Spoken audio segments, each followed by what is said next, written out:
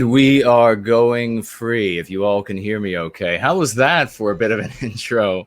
We can thank Full Null for that magnificent little piece with this warrior. He's no white guilt. It's on fire in the background. There's Jilly Storm is with us. Great to see you. Seaver Hamlin, we are here. Antifa. Can everybody hear me okay? Was that pretty sweet or what? We might have to watch that again. What about the folks over on Gardening with NWG? I'm not seeing the stream come up there just yet. Let me pull it up on Entropy.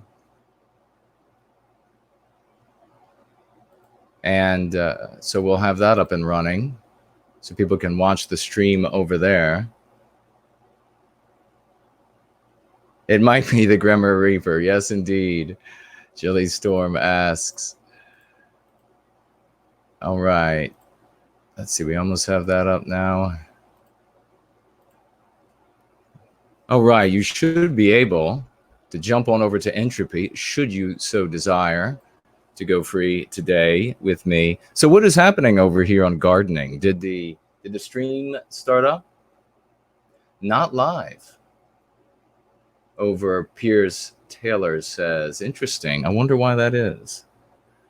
I wonder why it is not streaming live over there. Well, it should be. Let me check here. And it does say that it is sending data. Seaver says nothing on Gardening yet. Isn't that curious? Well, we'll have to wait and see if it does pop up. That's a curious thing. There isn't a secondary stream running over there, is there, that was started independent of the placeholder? I see the placeholder, but I don't see the chatter over there, which is indeed curious. Everything seems normal as far as the back end, so perhaps it will catch up once we get rolling a little bit. 53 Block says, I see both. Mr. Hatter says, nothing on Gardening. What a shame. JC, you are the highlight of my Sunday. Well, you are my highlight as well. There's Jack White. Great to see you, brother. Raymond is here. Red Pill, Bulgaria. Brant Danger is here. Thank you very much, JC. Thank you very much, all of you, for being here. Tree of Wisdom, Johnny Side. Folks, big thank you to Johnny Side. He is working on making some clips out of the first going free that we had put timestamps on. And we're going to see how this works out. It's going to be a bit of a touch and go here at the beginning to see how we can make it work. But that is something that I want to talk about here as we get started. And if the stream does get picked up over on Gardening with NWG, let me know. And until then, I will just keep my eye. It looks like maybe if anybody wants to chat over there, it looks like the chat is still working, but the stream has just not been picked up over there, the feed. Over there, I see Roy Danton. And, of course, Seaver is here. Simon is here. Well, if you could let everybody know who's over there, that the stream has begun. Jesse J is over there. I see you. Hello. The stream has begun, and it is, for whatever reason, not started playing over on Gardening. Maybe I forgot to water my plants, the great Roy Danton says. Well, maybe so. No, that I never forget to do. They always tell me when they need water. They wilt, the leaves change color a bit. Stop White for Light. Might have to watch the end of this tomorrow. Have work tomorrow. Sorry about that. A big hello and a good Sunday evening to all of you for whom it is a Sunday evening, and a good Monday morning for those of you for whom it is Monday morning. Some of you, it's Monday morning is approaching quite rapidly. Red Pill says, can you paste the link? I don't even see the stream on Gardening. You mean you don't see the placeholder on Gardening for this stream? It's very curious. I don't. So if you go over to the Gardening channel now, you can't even see the placeholder? I can see it on this end. Johnny Side says, just can't stay. Just wanted to say hi to everyone. I will catch up in the morning on my way to work. Amen. Sindroffin says, yes, almost Monday morning where she is. Red Pills says he sees it now. Krieger, wait, good to see you. Seeing Red is here. Chad Martin. JT Smith is here. Great to see you. Hey, everybody. Let's do what we always do when we get these things started. Let's go ahead and grab the link, at least the one for No White Guilt in the URL, and then send that out to your circles of influence on Twitter, on Gab, on Facebook, Canard, VK, all of these new, what is it, Minds? What is the other one? I know I'm missing one. No, it's Canard. I said that. Okay. Well, perhaps if something shows up over here, we will talk about that. But otherwise, there's plenty to talk about. How's everybody doing? Cajun is here. Great to see you. El Ronder, great to see you.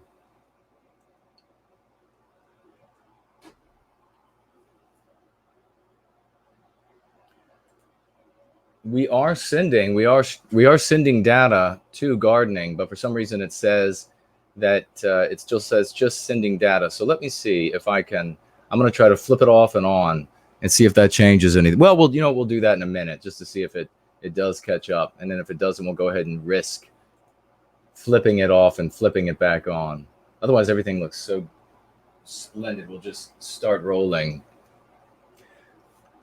So what do we have? I want a big thank you to Fornull for that absolutely fantastic. I don't know if he's here yet or when he shows up. Well, let's get before Johnny Scythe leaves. Let's get a round of applause for Johnny Scythe for stepping up to do this, cutting these segments out of these Going Free streams so that we can have those available to us, to all of you, so that you can share them specifically targeted for those in your friends and family that you think, hey, this particular thing that Jason says in this oration that is not in a 4-hour clip, but is in a 7.5-minute clip. I'm gonna grab that and I'm gonna send that to Uncle Fash or whoever you want to send it to, and then that will be meaningful to them because you know them, you know what's the topic that they're interested in, you know what they're talking about. Maybe you had an argument with them recently about these subjects, and so you felt that they didn't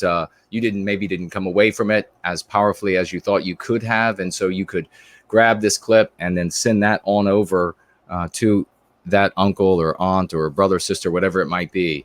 So there's quite a bit of work here to be done when it comes to making these clips, and so we're going to really make sure we let those know who participate in doing this that we appreciate them and everything that they are doing for us. If you are interested in potentially cutting out some clips and you know the material pretty well, you've been going free now for a little while, you know the kind of things that I talk about. It doesn't always have to be a big impassioned thing by me. It can be, but it doesn't always have to be that. Obviously, HB 2014 is going to be catching some of those, the biggest, most impassioned orations, but I do want those cut out. But sometimes it's just me saying something very calmly that is something that resonates, or that you as someone who's clipping this material out believes will resonate with the general public on some level. And so you'll clip it out, you'll provide it to me, and then I'll make a decision as to whether or not yeah, this is good, and if it is, I'll post it. And by that method, we'll come to understand each other. You'll come to know what I'm looking for. I'll come to understand your view and how I can help you to understand what I'm looking for. So there'll be a learning curve with everybody, but make sure you talk to me first. If this is something you're interested in doing, you're going to have to be adept at downloading clips and skilled with the software, I guess, comfortable with the software, whatever it might be, because there are a great many different software for this, software programs, pulling it out and then providing it to me, and we can talk about that. So let me see, what else do we have here? So yeah, big thank you to Fornull. In fact, I think we'll replay that great little video short that he made of this warrior, because it's badass. So let's watch that one more time, and then we'll get back to chatting.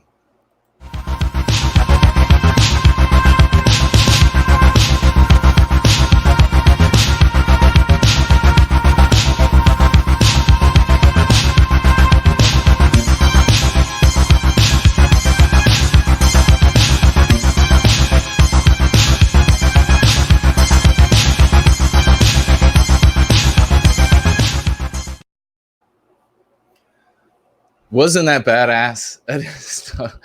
That is badass. Based, a lot of people are writing. Yeah, it really is. Very cool indeed.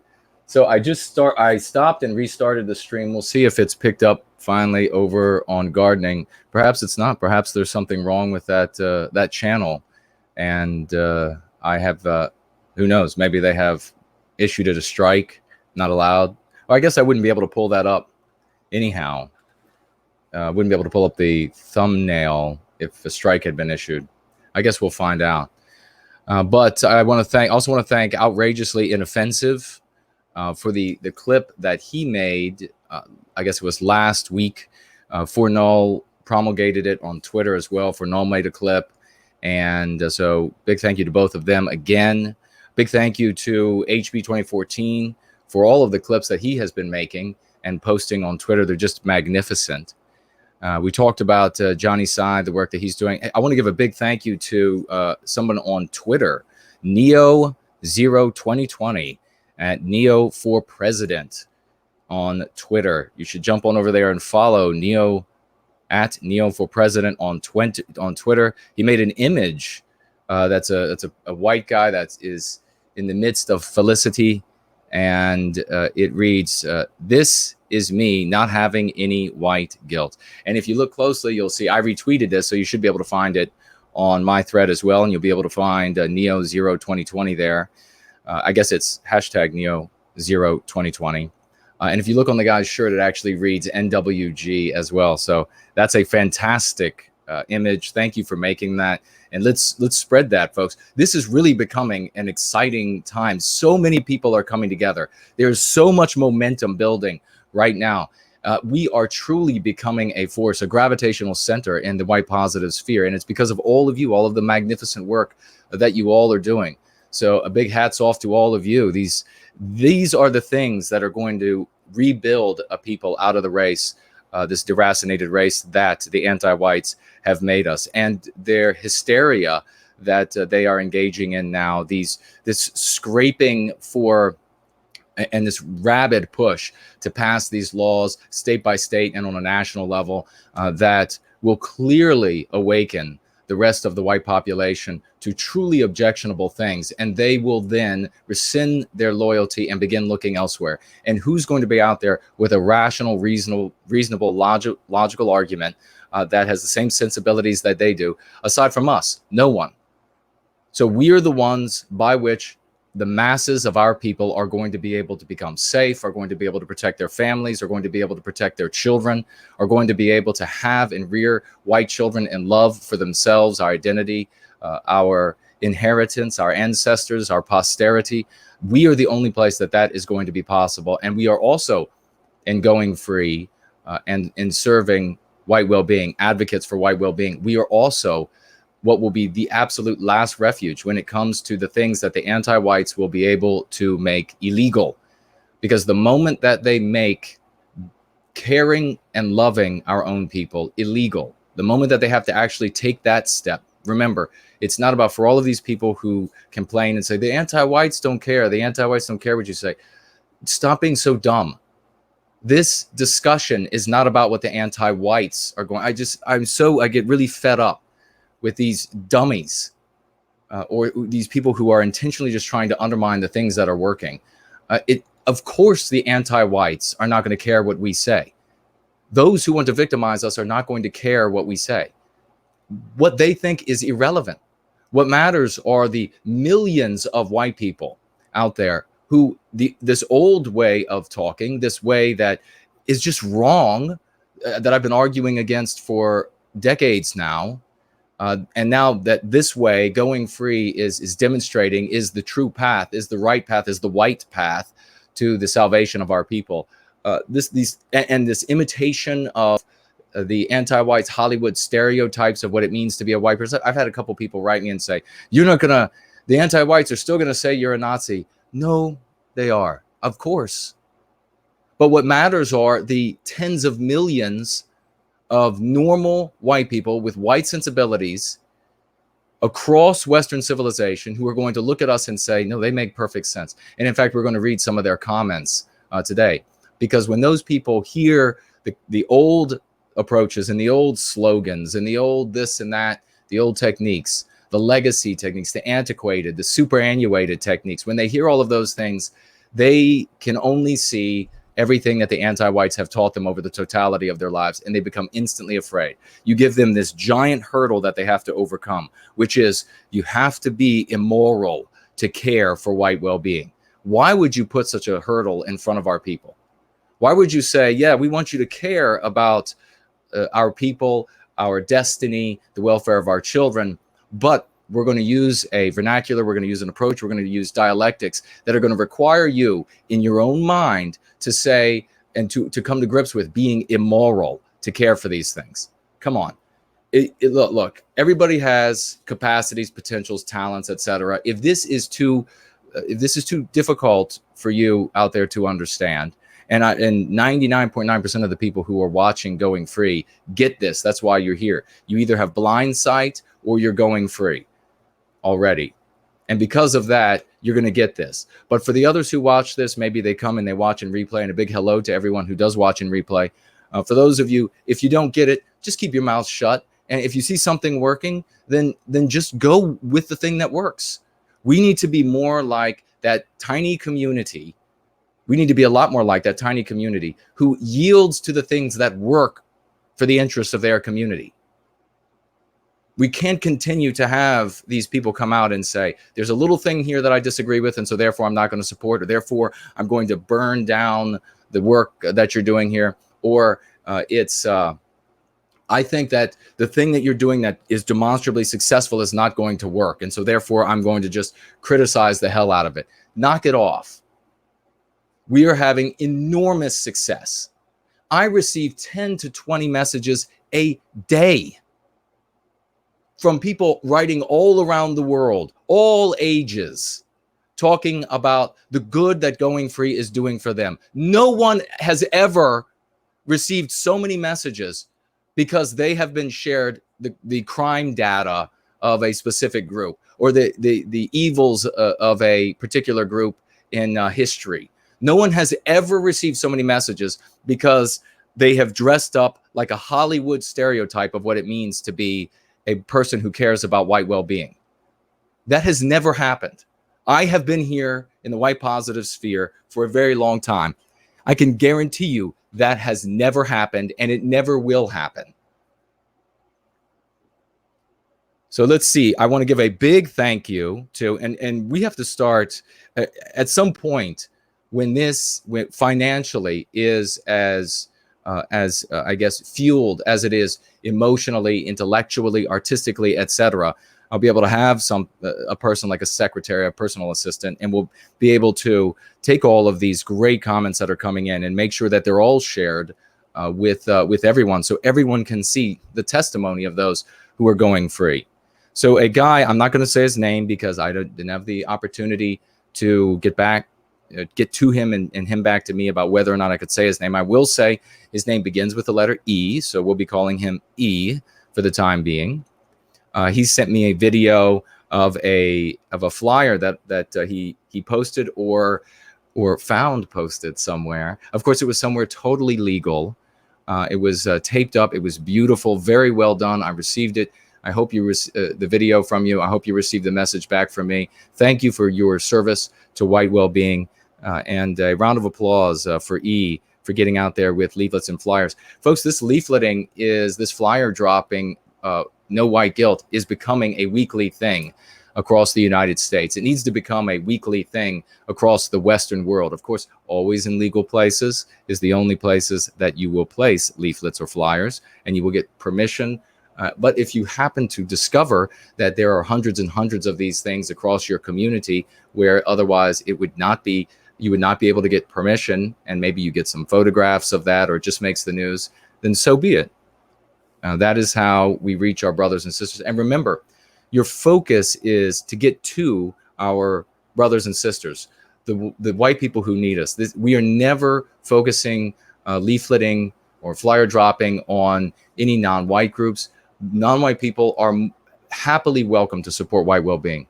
Please do join us. There are too few of you. There are many scores of millions of white people dumping trillions of dollars and forcing the rest of us to pay trillions of dollars into endeavors that benefit you and your community. So wherever you are, if you're a non-white person, you receive a leaflet that says no white guilt. I hope that you will investigate and find that you want to do right by us as our people have done right by your people. And forget about this anti-white narrative.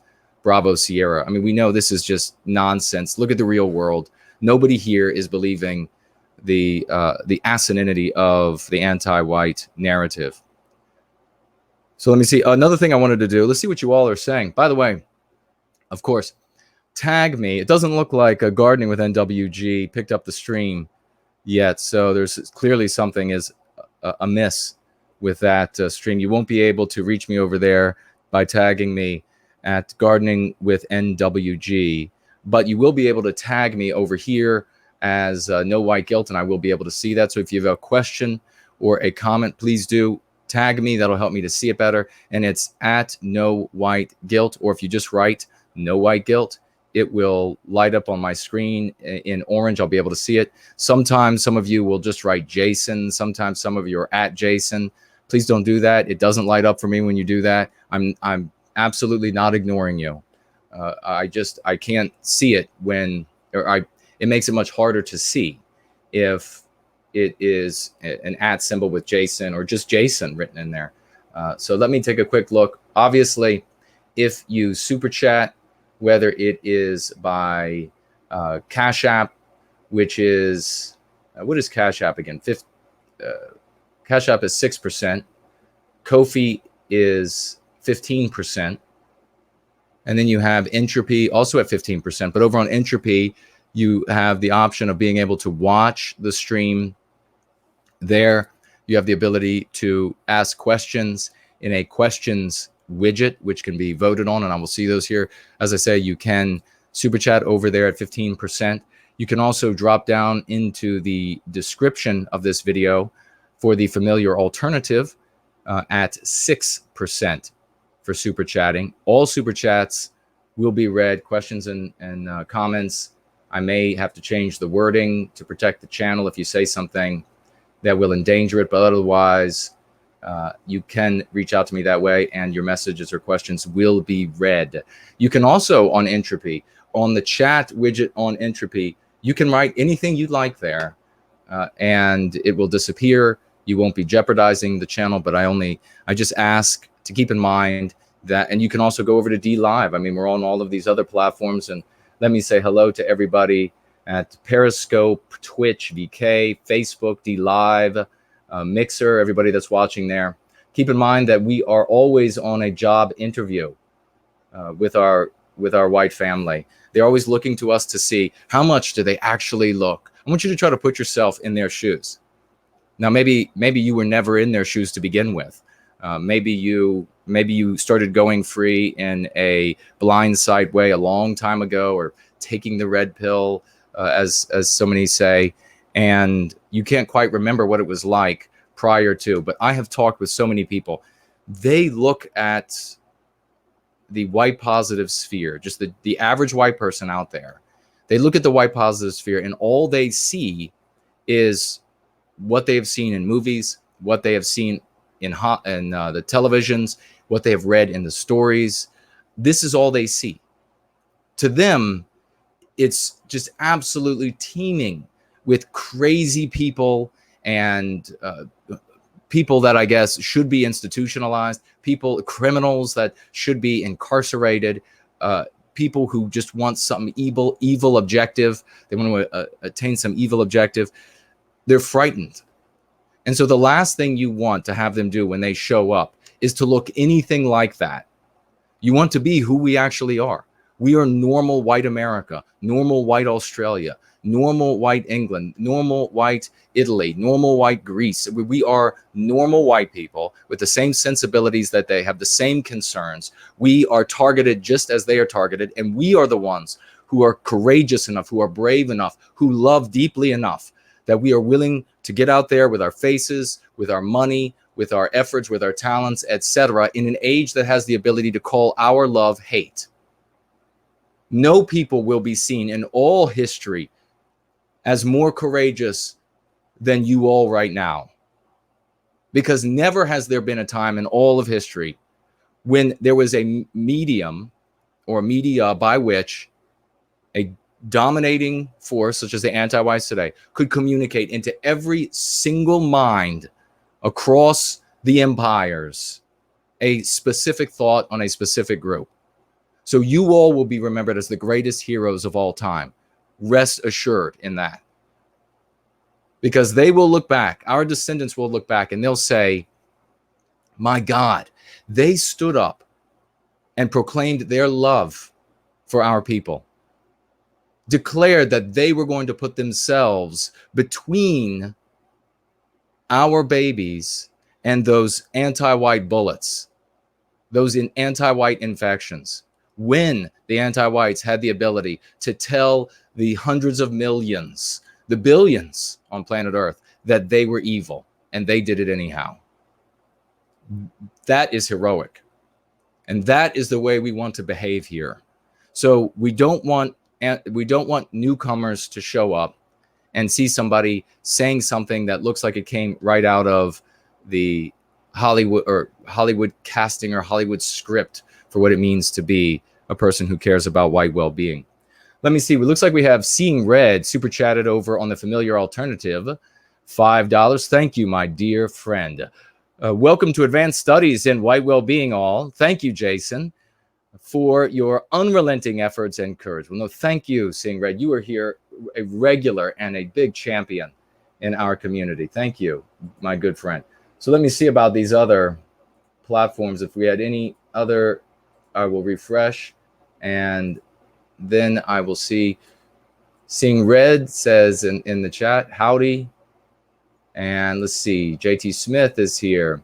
Of course, I mentioned Seaver. I think I saw Phoenix Fire. She's here. Eternalism, great to see you.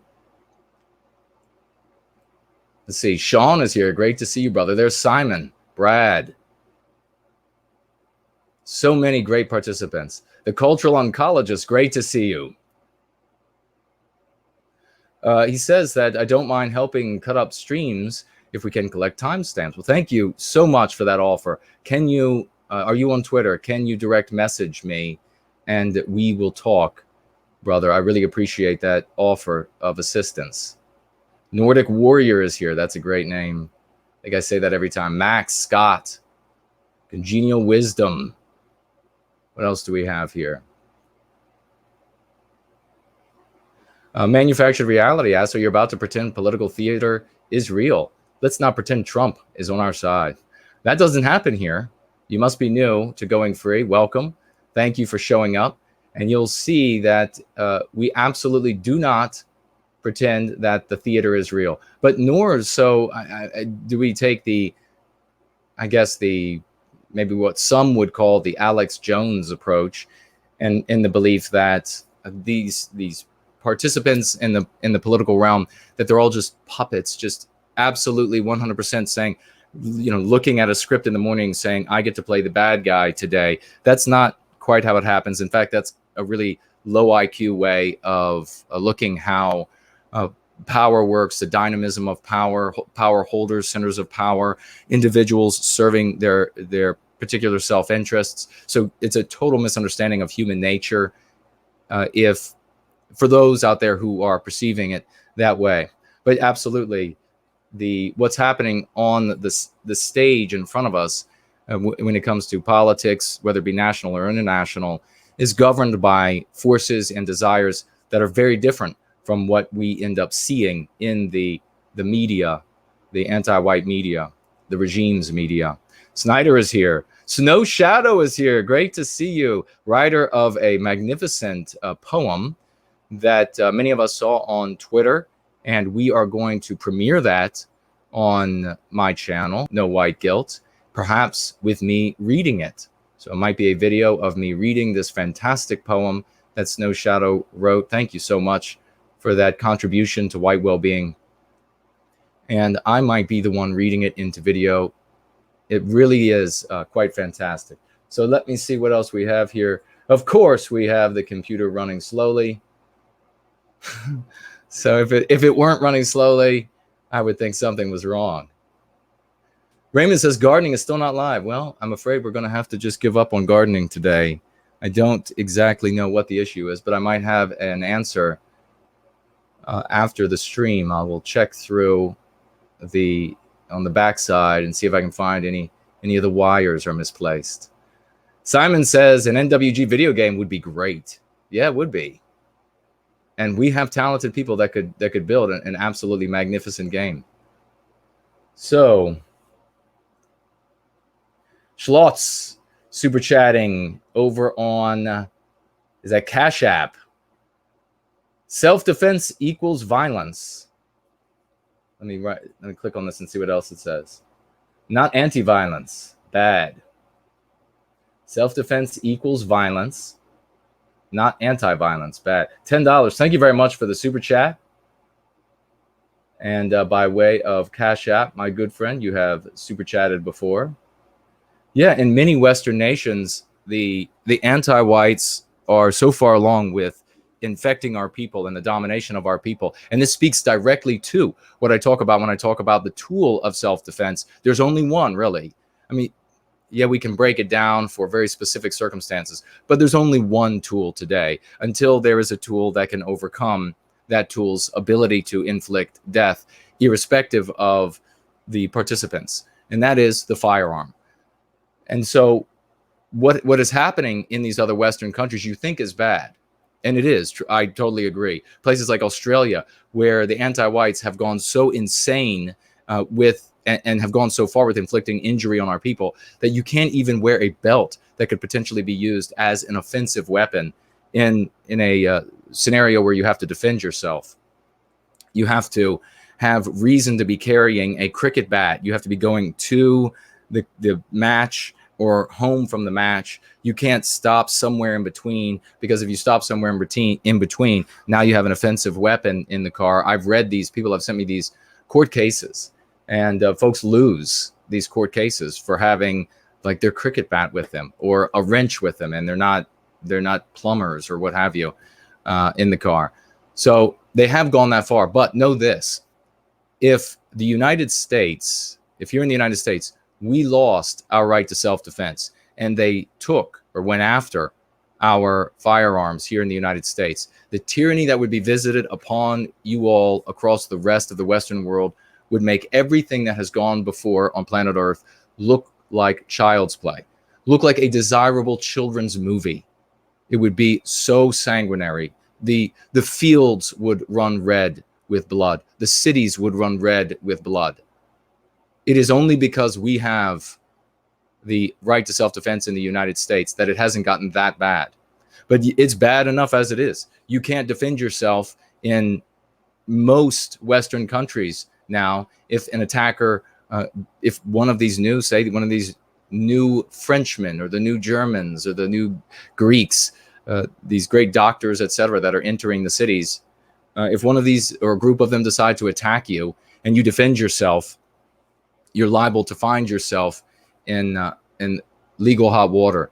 So, you know, there may be a case to be made, I've heard, but of course I am not going to recommend it, that if you do end up in a scenario where you have to defend yourself and you successfully do, then people have argued to leave. Don't wait for the authorities, because the authorities are going to press charges against you. And we just had this story the other day to underscore that statement. We just had this story the other day of the young man and his girlfriend leaving a swimming pool. Perhaps many of you saw this as well. Leaving a swimming pool, they were pursued by a pack of anti-white non-whites. And the anti-white non-whites, and I think some of us have seen, I have seen this. You can read about it actually in Born Guilty, a specific scenario where I decided to participate, where there was a pack of such individuals that were arranging themselves to attack a single white guy, and I decided to participate. But they come up to swarm on him. They come around the sides to swarm on him. He's trying to get away from them, and eventually they tackle him. They pull him to the ground. The kicking and the punching begins. He pulls out a knife to defend himself. And he may have called them a naughty word.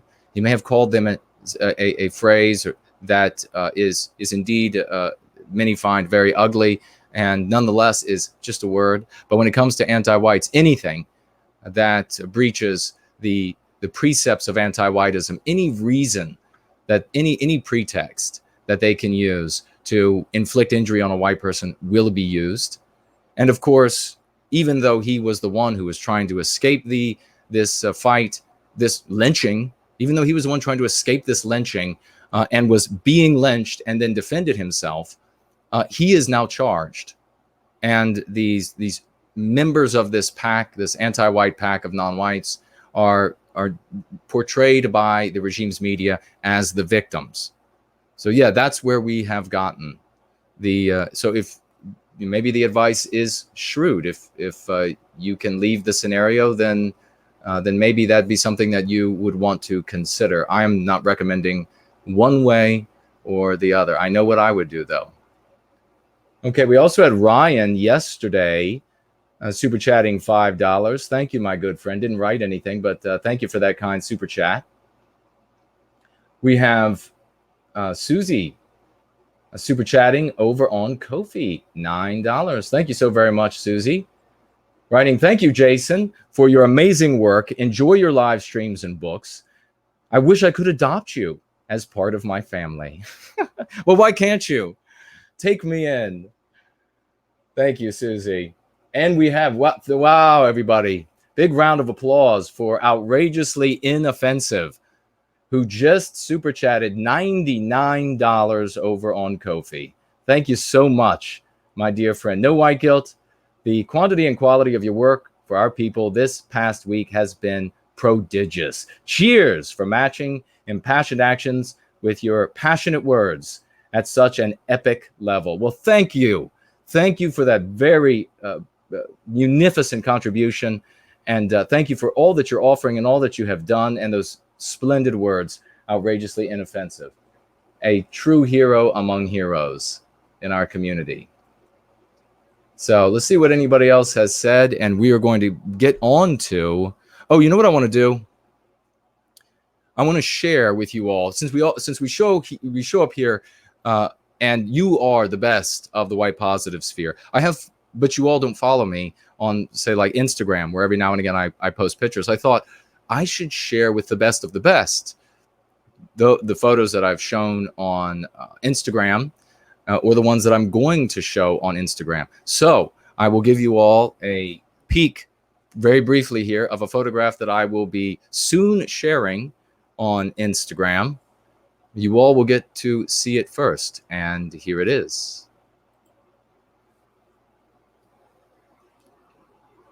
Yes, that is me driving a NASCAR.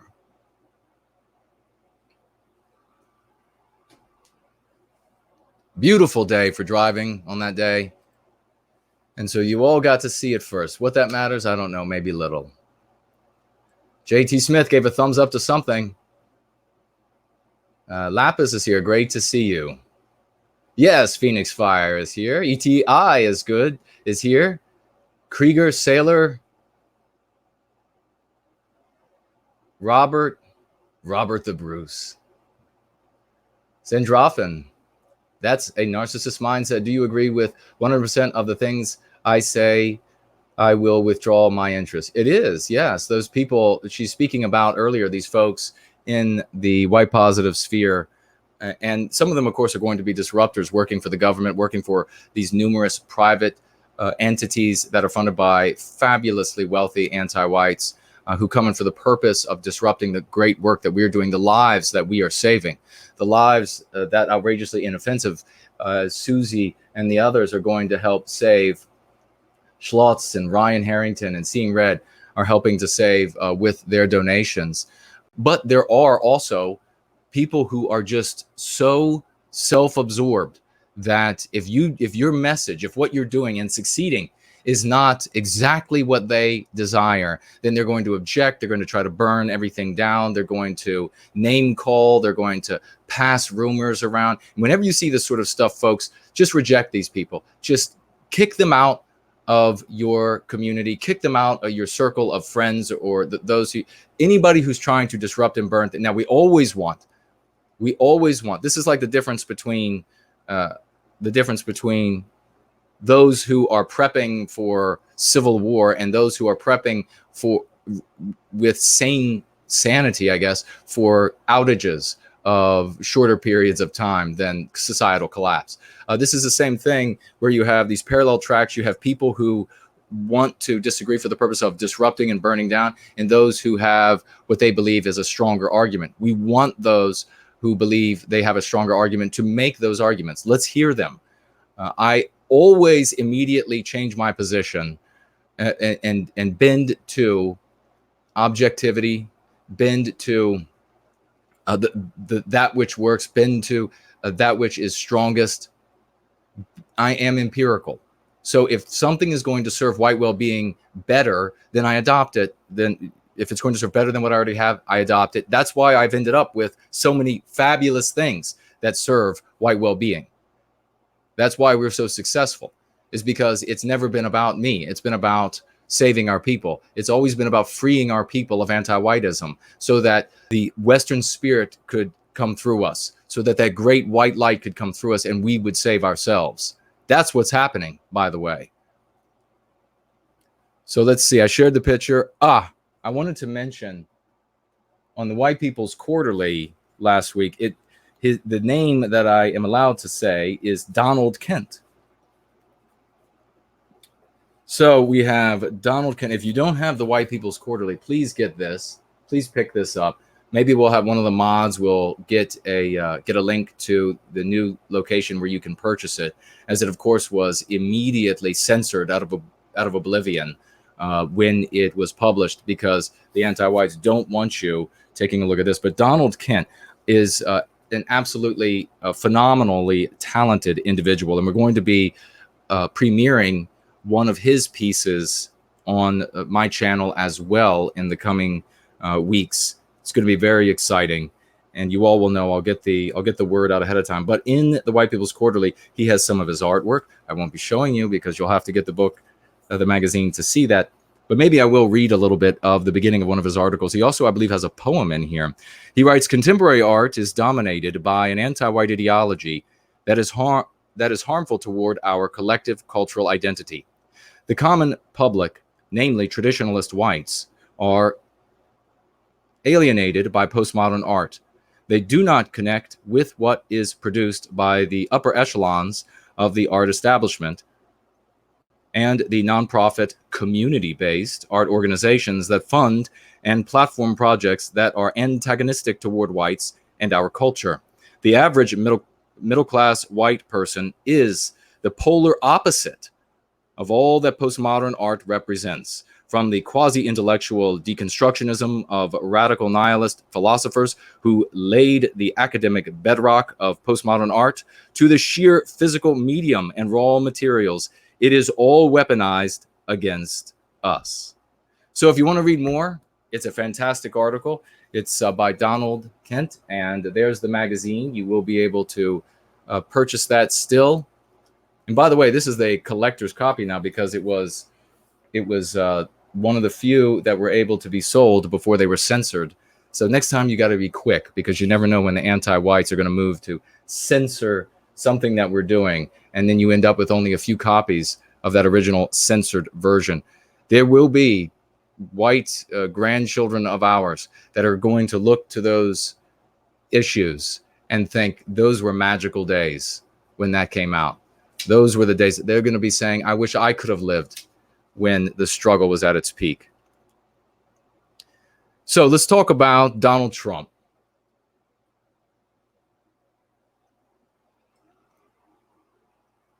And let's see what you all are saying over here. Again, if you followed the link to Gardening with NWG, I don't know if you can hear me, but no video over there. But please jump on over. Looks like, yeah, Seaver has dropped the link over there to everybody who might show up. Anyhow, thank you very much for that, Seaver. So everybody should show up over on this channel. Outrageously inoffensive, says modern art Yeah, and has the little vomit face for modern art. Exactly. Hyra says he really is agreeing with my assessment of Donald Kent. National racialism. Yes, you are correct. Agreeing as well. Steampunk says my steampunk nationalist site was taken down 2 days ago. I announced this on Twitter. Tag me and I will retweet that. That is absolutely wretched. Let us know who was providing your site provider as well, so we know who's responsible for that censorship. I apologize for that. I hope you get that site back up as quickly as possible. Joseph is here. DJ is here. Great to see you. Real Raven, very cool name. Good to see you. Wise Justice, super chatting $1. Thank you very much, and that's a great name. Ralph, what was your top speed in the car? Top speed. Well, that's hard to say because I was only ever brave enough to look off the road a couple of times while I was traveling the track. Well over 100 miles an hour. When I glanced down, the dash was pretty dark. I had a better view of the dash in a Lamborghini that I drove, and I was able to see the dash in that quite easily. And when I hit the straightaway, maybe about halfway down the back straightaway in the Lamborghini, and I'll share those pictures. I've shared those on Instagram. I'll share those pictures on here at some point in the future. The Gallardo. Yellow Gallardo, just absolutely beautiful car. I glanced down long enough to see the speedometer. It, say like 100 is right here, to see the speedometer go like this. So who knows what I ended up at? But with the speedometer moving like a tachometer, you have to do that regularly to be brave enough to keep your eye down on the speedometer for a long period of time. But I will say that NASCAR is not as fun as you might think, because you really have to fight the wheel until you get up to around 100. So you've got to go well beyond 100. You got to get comfortable with that, and the tires have to get warm so they grip the pavement. But it was nonetheless a fabulous day. So Simon's asking the same thing. Well over 100. I glanced down a couple times, but Sterling Price says, very cool car. Thank you. Resurrection Jose says, good to see you're a racist. Yes, I get it. I was racing.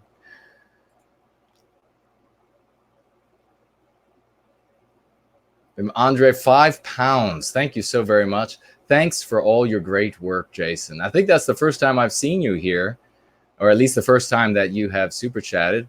Hats off to you for joining us in White Wellbeing and Going Free. This will be one of the best decisions you've made in your life. You'll see when I read some of these comments by other people, the kinds of things that are happening for them.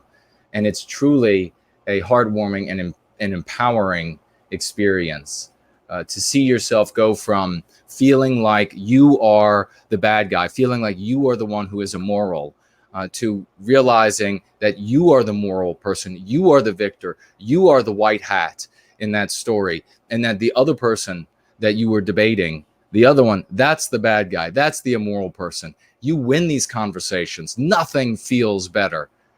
And I just assure you, for those of you who were losing these conversations every time and you started going free, and now you are winning these conversations, share your testimony of what that feels like. So many of you write me.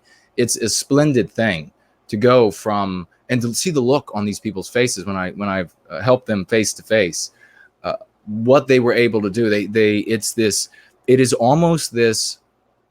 is this joy. It is like the joy of the child on Christmas, to coming out to seeing the presents. They finally, Jason, I was in this conversation with this person or whomever, and I always lost these conversations. I was always made to look and feel like the bad guy. And now this time I was the one left standing there on the hill of morality, while the other turned and walked away, scratching their head, not sure how they just ended up looking like the bad guy. I promise you, you will relish those moments. And that's what we're doing. And why are we doing that? Why do we strive for that? It's because we want to bring our white brothers and sisters into the fold of going free. If that means that we have a conversation with them where they walk away thinking about things anew, getting angry because they've been persuaded about something that they want to hold the anti-white position about, that's a good thing. You know, if they have those moments with you where they're getting angry because you are persuading them, even though they want to continue to believe in anti-whiteism, and they end up storming away or whatever it might be, that's a good thing, because those people will heal and come back to us. Not every single one, of course. Most people are not most, brother. Most people will come to us, but there'll be some out there who are just so broken, so afraid, so submissive that they're not going to make it through the bottleneck. And that's good. We don't need that to come through this challenge. What we need to come through this challenge is the best of us. So you can think of this as a strainer that we're pouring, you know, or any other sort of analogy that makes sense with this, distilling the best out of the liquid, or the strainer that's pulling all of the dross or the sickness out of our people. However you want to view it, this is the bottleneck that we're going to pass through, and we want only the best to come with us. Now, that does not mean, according to the anti-white narrative, of course, that's going to be interpreted as, oh, well, just the best is going to be just the best looking, or the best. No, not at all. We want all of our the hues of our skin, the hues of our hair and eyes, all of the types of our the hues and types of our Western civilization and our culture. Every person who is one of us who is more loyal to our well-being than they are to ideas that we might have, we want them. Because that is the kind of people who's going to survive in a future Earth, one that is post what the anti-whites have done to us and done to our civilizations. We have Edgar Allan Poe back over on the Familiar Alternative, super chatting $5. My love for all of God's glorious creation is infinite and boundless. In addition, my love for certain aspects of that creation is infinite and boundlessly more infinite and boundless, particularly the Western aspects of that creation. Amen to you, brother. Very well written. Thank you so much for that kind super chat of $5. You are definitely one of the heroes in our community of participants for white well-being. Let's talk about Donald Trump a little bit. It has almost been an hour now that we have been rolling.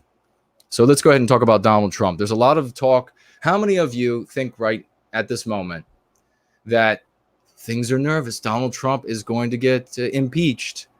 How many of you have been allowed yourselves to be taken up with this energy, this energy that the anti-white media is creating? Let me see some of your responses. And what do you all think about Donald Trump and what took place with Ukraine? Do you all have any thoughts? Southern Bloom is here. Honorian is here. Great to see you both. Andre is here. Great to see you. Danielle, super chatting $9.99. Thank you very much over here on Google. Jason, would it be fair to say that taking mind-altering drugs is inherently left-wing versus PEDS is inherently right-wing?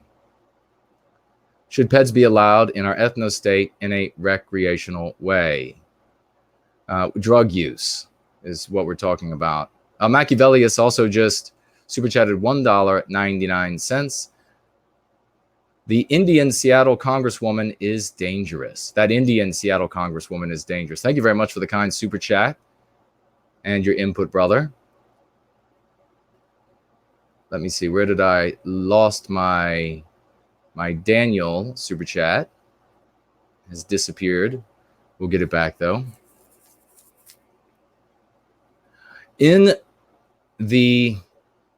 First of all, in going free, we don't speak about an ethno-state to come. It is not even imaginable at this point that there will be an ethno-state that we could define. Furthermore, since it's unimaginable, and exists only unimaginable from this context in any realistic way. And in here in Going Free, we are pragmatic. We are focused on going from where we are today, treating our brothers and sisters, treating ourselves for MPs, the mean pathogens with which we are infected, sharing that with our brothers and sisters, immunizing our children against MPs by way of MCs and these sorts of shows, etc. And then thereby taking us from this context where something like an ethno-state is utterly impossible to imagine in any legitimate way, unless we just engage in the fantasies of children. Take us from this context to a new context in which we will have new opportunities and we will take advantage of those opportunities. Some of those opportunities might enable us to go from this nearly helpless state where we're just continually victimized, to a much brighter place in a rapid amount of time. There's no way to know. It's impossible to model human ingenuity. It is impossible to predict what the next context might be. But we're focused on moving from one context to the next. Now, having said that, at some point in the future, we are going to recapture our destiny. And what I imagine is that there will be places in our communities, in our countries. It's not going to be a single country. There is not going to be a flattening of Western culture. Instead, it's going to presuppose that everything that is beautiful about the white race, about the Western kind, is going to be celebrated.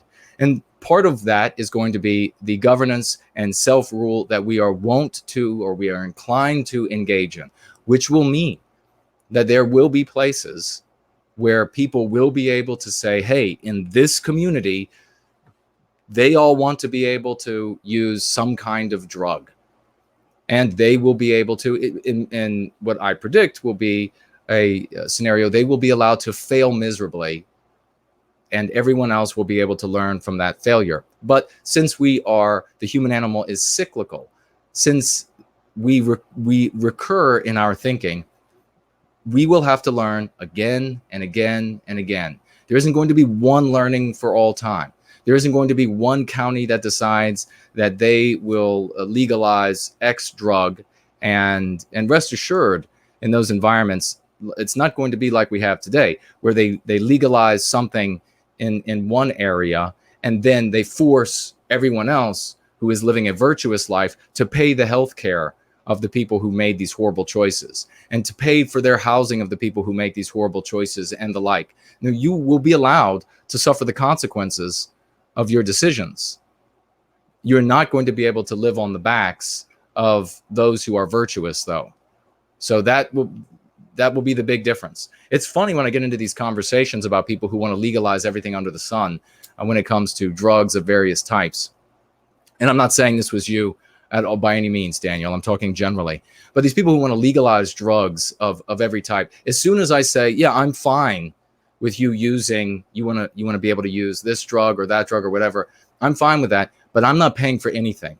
If you end up in the hospital, you're paying for it. If you end up homeless, you live homeless.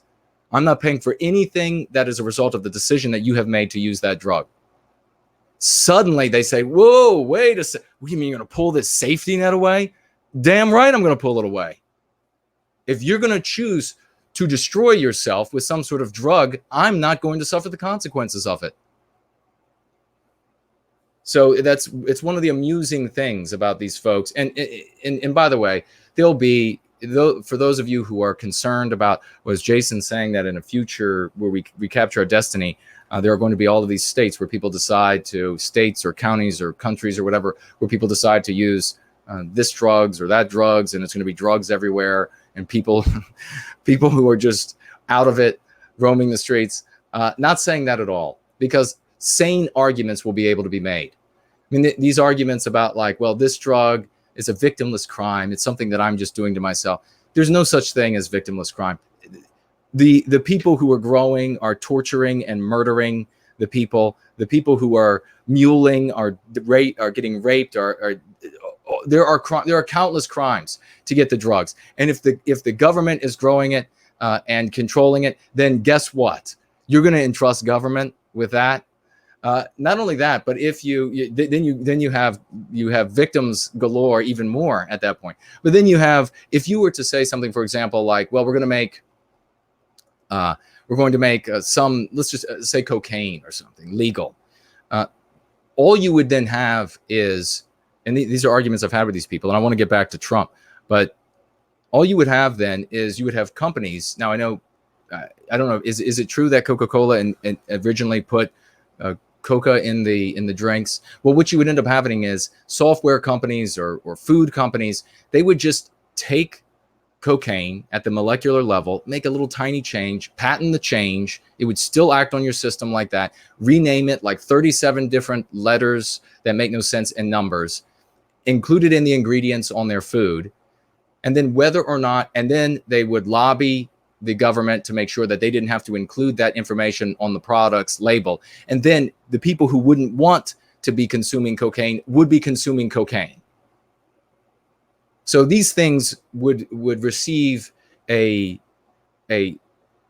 intelligent airing, an intelligent debate. We wouldn't have the scenarios that we have today, where you're never allowed in the anti-white regime, certainly at their universities or the like. You're never allowed to bring all of the evidence, because if anything undermines anti-whiteism, the anti-white narrative in any way, it is censored from the debate. And so you can't have a lucid debate in the anti-white West. So these things would have a clear hearing.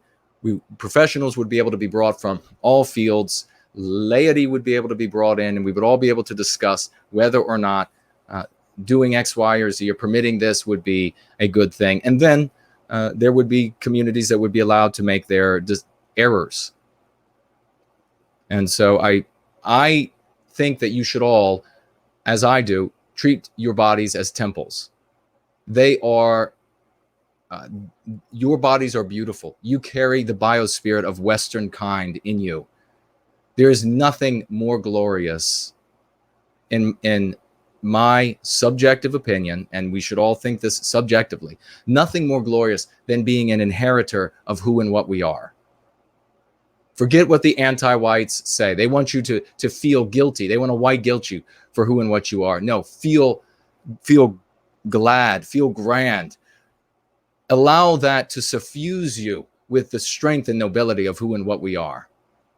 You are not an evil people. You are a heroic people. You are a people of champions, of those who conquer all of that which is unknown. So don't ever allow them to get you down. Don't despoil your body. Don't spoil it with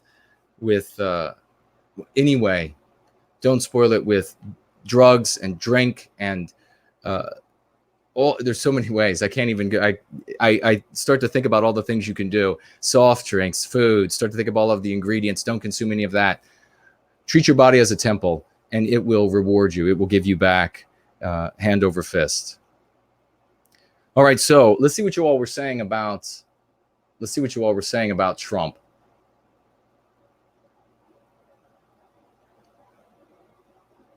National Racialism says, I suspect that Ukraine will play an important role in the construction of the European racial partition, which is needed for the construction of the white homeland for white well-being.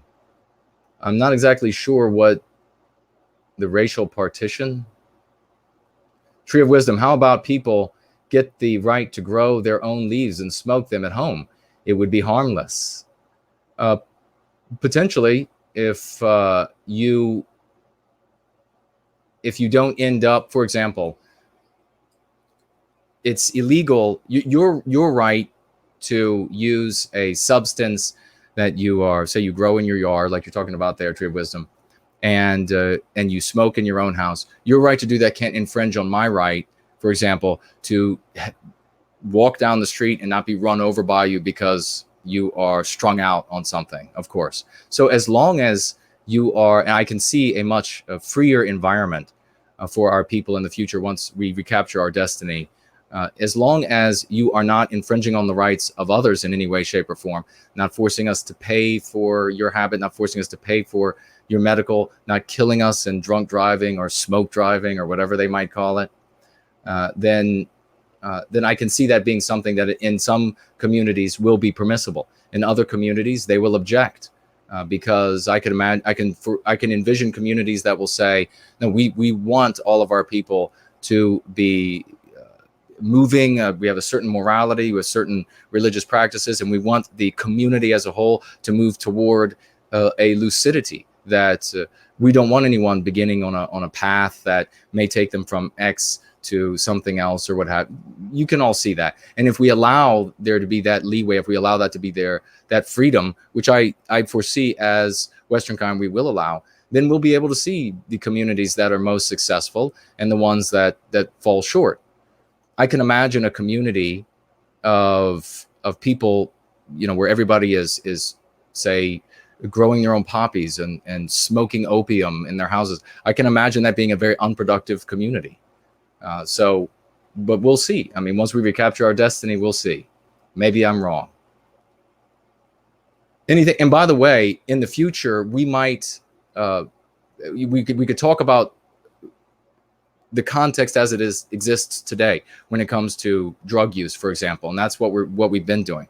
But this is why these sorts of discussions are really superfluous, because in the future, a future context, and when we in which we have recaptured our destiny, we might have access to some more, I guess, a deeper understanding of genetic code. This is why I say, for one thing, we'll be able to treat diseases, eliminate diseases, but we might also have the ability to experience, I guess, the sorts of things that drugs can provide. We might be able to experience those in a way that is unimaginable today and far safer. We might be able to experience so that you're not out getting wasted and driving your car into a head-on collision with a family of churchgoers or something that have never even turned up a can of beer, in a way that it's completely safe, and it is far more of an entertaining and interesting high than you could have ever gotten from anything today. So who knows what's going to be possible then? We need to put our nose to the grindstone of what we're working on today and to get into that. Sue82, Metal Maniac, anything the government gets involved in is just made worse. Yes, no, years ago, there actually was cocaine in Coca-Cola. Hello to you as well, Sue. Thank you for being here. We have a lot of people. We don't. If you are using some sort of substance, such as let's say marijuana. I know a lot of people use marijuana, especially in certain states in the United States and cities as well. You are not prohibited from participating in White Wellbeing by any means. You're absolutely welcome to participate in White Wellbeing. We would like you to think about your body as a temple, and if that means that you believe that marijuana is not harming the temple that is your body, the biospirit that is inside of you, then you may, we're not going to object to you doing that. We don't want, I think this is a lot like places I manage, is the way I look at it, is that if you want to do something in your own time, your off time, that you're not breaking the law, we're not going to, I guess, condone law breaking by any means, but just don't come to our gatherings on some sort of substance. Don't come to work on some sort of substance where you can't think straight, and you're going to interfere with the good work that we're doing for White Wellbeing. I think that's the most mature way to handle this. That's the freest way to handle this. I know in the conservative circles that they object to all of these different things, but in the white positive sphere, we allow for people to fall short of perfection, because we all fall short of perfection. We are all darkened in some way. We all have scars in some way. We all have something in the closet in some way, and that is human. And this idea that there has to be a perfection, this purity spiraling, is the death of so many of the efforts that have been made for White Wellbeing over the years. And so we're simply going to accept people and the way they are, and we're going to hope and offer advice and hope that they move toward a better person than they are today. And we make that available here with Going Free.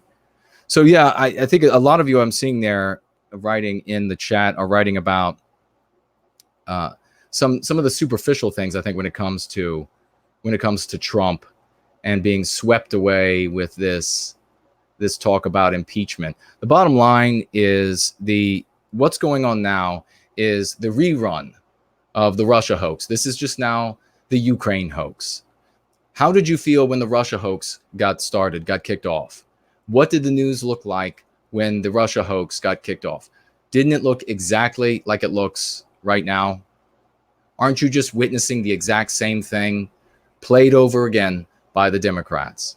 Now, the reason they're doing this is because all of their candidates are wretched. They are, well, and of course they're doing it as well. That is one of the motivators, but they're doing it as well because they're anti-whites. Trump, even though he is not in service to white well-being by any means whatsoever, he does endorse things that trouble anti-whiteism, that trouble and make difficult for anti-whites to accomplish their objective of inflicting harm on Western kind and Western civilization. And as you all know, we talk about this, it doesn't matter whether you're white positive. If you are doing anything that troubles what the anti-whites are doing, you are labeled with the exact same anti-white slurs that they reserve, that they used to reserve for only us.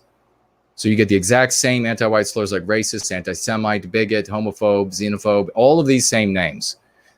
That's why they use all of that on Trump. You all are not the kind of people who will sit around and say, the anti-whites or the Democrats, they don't know what they're talking about calling Trump an anti-Semite. His grandchildren are Jewish. You all know that that is asinine. You all know that he's being called that because he is merely in some of his policies, or at least his statements. Now, that's also an important thing that you all should know, that Trump need not actually effectualize or realize the things that he has promised us to incur this sort of hatred, to incur these sorts of lies from anti-whites, from the Democrats. He need only speak these things from a position of authority, from a position of legitimacy, something like building a wall because a country is important. That undermines the anti-whites' ability to inflict harm on the United States of America and therefore on Western kind in this country, the founding stock of this country, the rightful heirs of this country. So by articulating that from a position of responsibility, respectability, position of power, it legitimizes the idea in the minds of the public. That is all that you need to do to incur the wrath of the anti-whites. Does that make sense? So that is why Trump is called those names. Now, the possibility of Trump being impeached, there's going to be a lot of talk, and there is a lot of talk right now about him being impeached. The possibility of him actually being impeached is virtually zero. Now, if you all have seen something else that I haven't seen, then please provide it. But the possibility of it is virtually zero. Trump is not worried, I guarantee you. In fact, I have a little bit of a different take that I'm going to share here in a moment about this.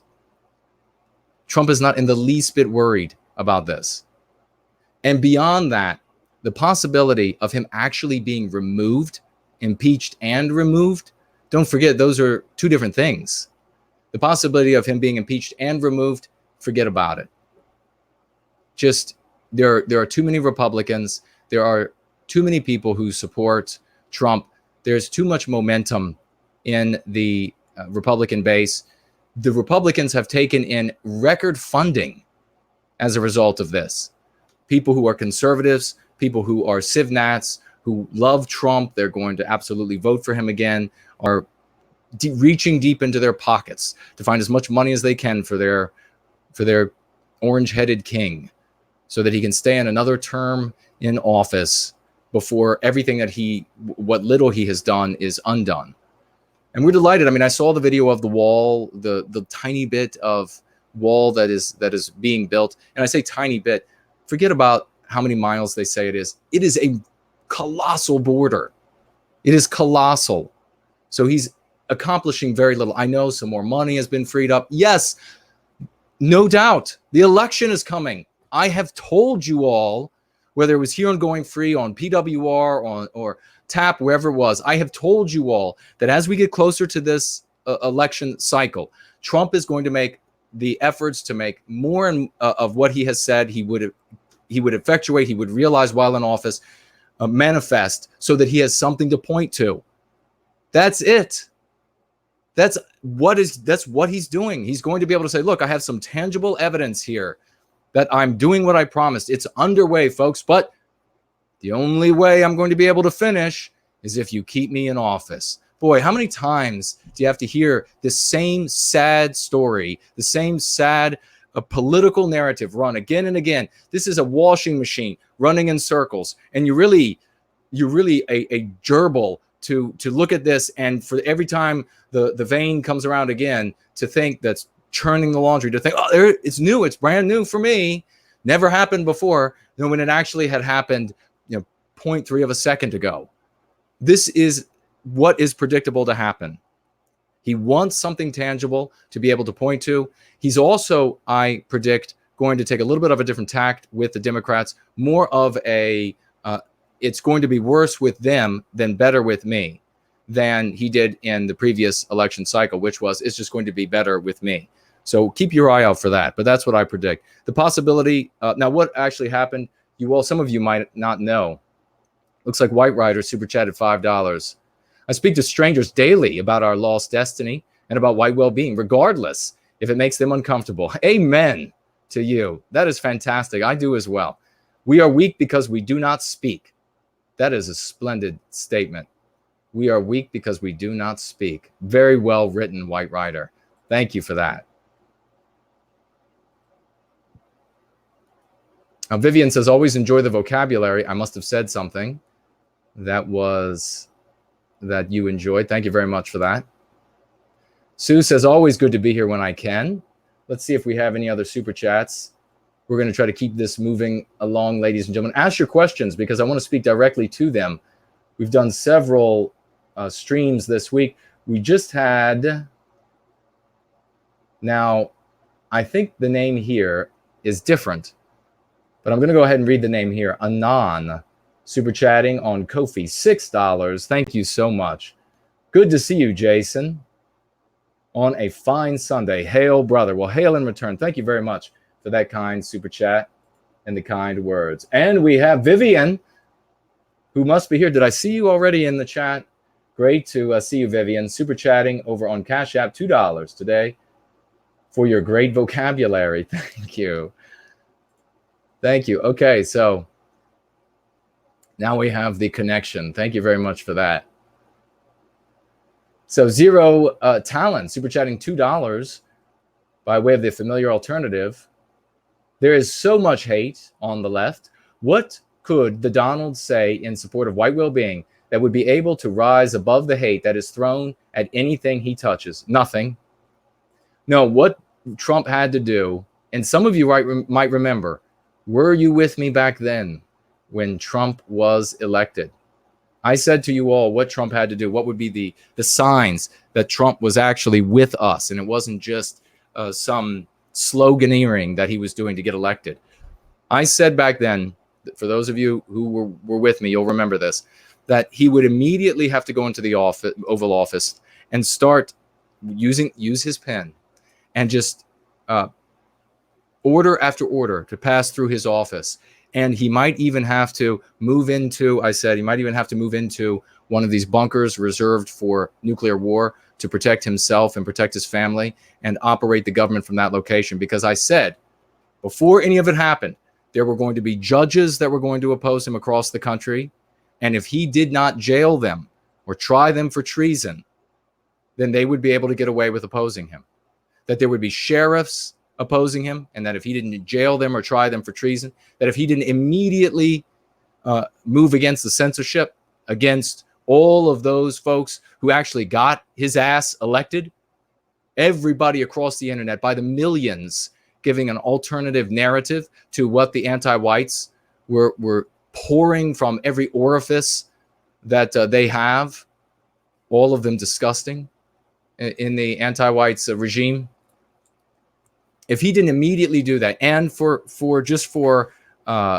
demonstrate that he was really going to exercise power for the good of the American people, for the good of this country, for the good, even in the abstract, for the good of this country, would be immediately to move the military to the border. And he could have done that spectacularly by paratrooping the 82nd Airborne and 101st across the border and put an immediate halt to all illegal immigration.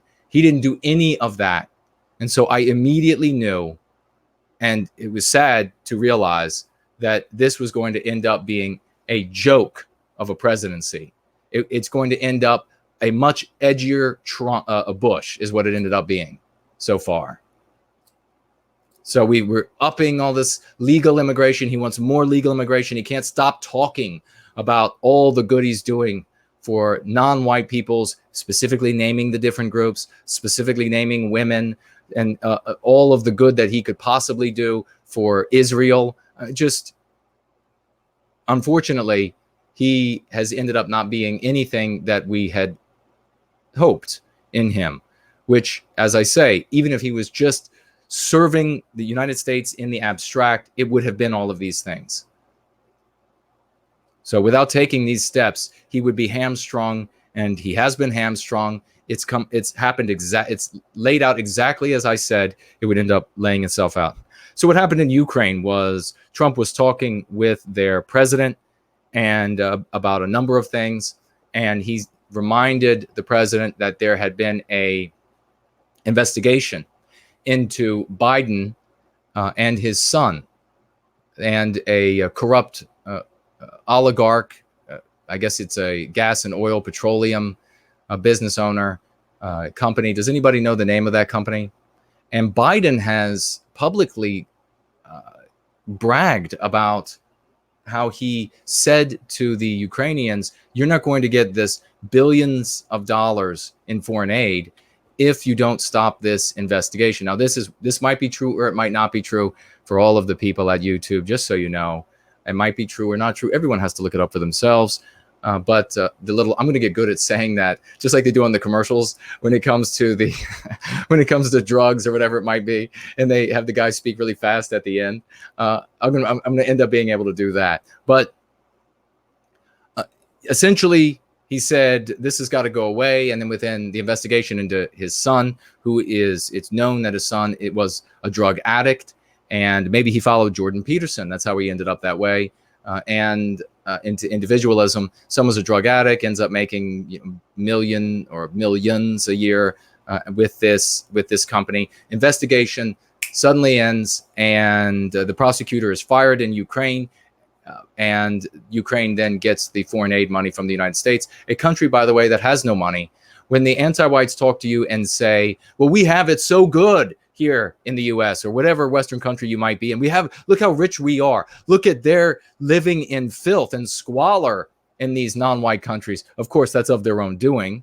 And when the anti-whites, by the way, when they say, no, it's because of capitalists from the West that did that to them. Actually, no, the non-white countries around the world that have had the benefit of being colonized by Western kind have countries that have governments and that function far more efficiently. They have roads, they have laws. You ask an anti-white, where would they rather live? In a non-white country before colonialism or in a non-white country after colonialism? If they say before, they're just lying, because everything got better once Western kind went into these countries. They stopped the barbaric practices. Law and order was placed upon the people so that the weakest members were no longer victimized. They brought healthcare. Lifespan increased by like 800% in some places. Infant mortality went down by nearly that amount in some places. It's ridiculous to say otherwise. It's just the anti-white narrative and lies. So anyhow, the investigation ended then. We gave the money, which, as I say, we are a country who is poorer than the countries that we see where the people live in squalor and the flies are crawling all over their faces. We are trillions in debt. They are giving away the money. If we don't recapture our destiny, they are putting generations uncountable of our babies into debt. We are poorer than every other country on earth. We are living on the lives of white people who are not even, their great-grandparents are even born yet. That is the so-called wealth that you see all around us. So when they say we need to give more foreign aid because they're poorer than us, you can tell them the truth about who actually has less money, who actually is under thraldom. The white babies in their wombs today. That's the back. It's on their backs that all of that debt will have to be paid. So billions go to Ukraine once the prosecutor is fired. Trump in the conversation. Now, of course, what Biden had done was malfeasance cubed. It could not have been worse. And bragging about it to show that look at what power I had, look at how I was willing to exercise it, is a demonstration of narcissism. It's a demonstration of this megalomaniacal mindset, of this sickness that this individual has, that he would do that. That conceivably there would be people in Ukraine, I know it's the majority of the money is going to service their debt, but conceivably there would be people who would be fed by way of the money, and he's going to withhold it so that the prosecution, the investigation into the illegality of this company and his son's dealings with that company would come to an end. I mean, that's the kind of person this Biden is. We really don't need to say much bad about him. It's just he does enough for everybody to realize it. But Trump says, hey, you had this investigation among a number of things. He didn't say, like Biden did, you make this happen or the money doesn't happen. So the information is leaked. And you all immediately, all of the media is talking about, everybody, everywhere I look, is talking about blogs and everything. Oh, there's another snitch somewhere. There's another rat somewhere in the woodpile. Maybe. But then again, maybe this is playing out exactly like Trump wants it to play out. We are a long way from the election. Not saying that Trump engineered, or the person who gave out the information was somebody who Trump said, okay, I want you to leak this information. But we know how individuals can be steered. You know, for example, that if you have somebody who works for an organization, you might have somebody at your work who's rabidly anti-white, who has very low morality, who's narcissistic maybe as well, unethical, that if you put them in the presence of information that they object to, that is undermining maybe somebody they, in the privacy of their homes, have built an altar to, Joe Biden or whatever it might be, that they would then, you could rest assured that they're going to go share that information. So who knows? Who knows? What I'm saying is just take a broader view on this. Don't get so laser focused, target focused on this in the way that the regime's media would like you to get focused. Instead, take a broader view. Trump, I could see Trump, if this were to come out in the future, I'm not going to be surprised that Trump actually knew who this, or knows who this person is, knew ahead of time, wanted this information to come out now when it has come out, so that the story will be diminished by the time we get around to election time, and the real story will be the one, or the stories that he wants to release come closer to the election. That is the intelligence that this man has. Now, I can be as critical about him as I am and still give him his due when it comes to his intelligence. The man is no doubt extremely bright. And so when I'm assessing someone who is extremely bright, I'm going to grant them the abilities that I know that such a person will have. And this is something that I could very easily see him wanting to do, thinking that Biden is a potential competitor when it comes to the office of presidency, wanting to have this information come to light, to surface in the midst of that election. I hope I'm not the only person who has thought this. I imagine many of you have as well. Many of you are very bright people. So it is not as simple as Trump was discovered to have said X, Y, or Z, and now he's going to be. Now, this could very well be a plan from start to finish. Loose plan, not the Alex Jones type of plan. That's not how the real world functions.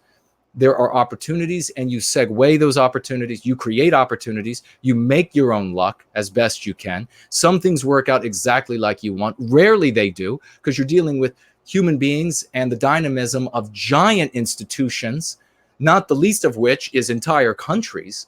But you're dealing with the dynamism of the human animal, of gigantic human institutions and organizational entities. You can plan things as best you can. Sometimes they work out exactly as you want. Most of the time, things will come in that you didn't anticipate. There are other possibilities will present themselves, and then you use your brilliance to segue each one of those, or vector each one of those into the path that you needed to go for your success. That is what we do with Going Free. That is why we are so different to everything that has come before. We are on the same level as those global stage players. That is where our thinking is.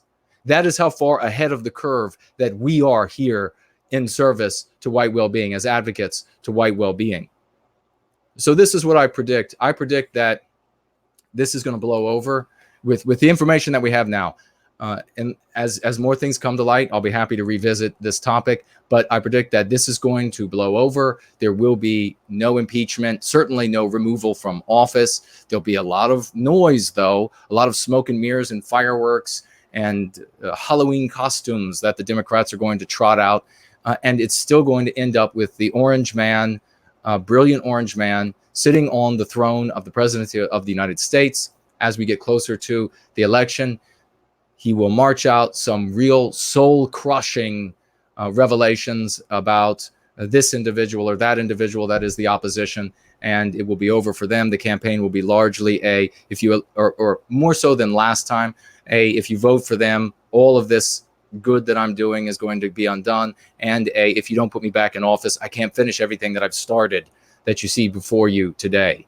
That is what the next campaign is going to look like. So I'll take a look and see what you all have written, and then we will move on to a celebration of these leaflets getting passed out and getting distributed. Where was this?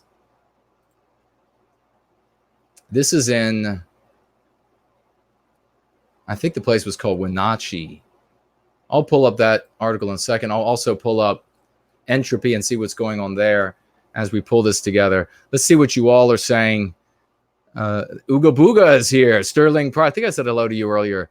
Jason is here. Great name. Dr. Jellyfingers. Gabriella, no, I get my dear brother. Would you run for office if you thought you had the chance? Well, Gabriella, I cannot imagine a situation where one of us who serves white well-being, an advocate for white well-being, could get elected. Not today. Not in this context, but that doesn't mean I won't run for office. I may still run for office in the future as an information campaign, and I will run it in a way that will get lots of attention. There will be lots of noise if that's what I decide to do. If that's what I think would be best for white well-being, I will serve white well-being in that way. So yeah, there's an absolute possibility of us, of myself or somebody like me getting into office in this context. Snowball's chance in the furnace. Resurrection Jose said, whoa there, did I just hear extremely bright and Trump in the same sentence? Did you have a can of Coca-Cola for broadcasting? I would never touch drugs, my friend. My body is an absolute temple. I don't even drink a soft drink that doesn't have cocaine in it. 2 cups of coffee a day, water, and very extremely rarely, maybe a little bit of port or cognac for a special celebration, but only a few sips. JC, notice how Trump never mentions the white unemployment rate. I do notice that. And I have shouted into this microphone about that before. Never a thing about the majority of people that surround him in all of these rallies. And yet you see all of these imbeciles just applauding away like a bunch of seals, just with their flippers, clapping statement after statement about all the good that's being done for blacks, all the good that's being done for Israel, all the good that's being done for Hispanics, all the good. This was the same when I worked on the Hill for the first term of Bush Jr. This was the behind the scenes, and I talk about it in Born Guilty. I talk about these off the record meetings with White House staff. With if that's the kind of stuff you're into, you'll find that in this book. And that was the exact policy that they had all the way back then. We'll do everything we can for the non-whites to bring them over to the Republican Party. How well has that policy worked?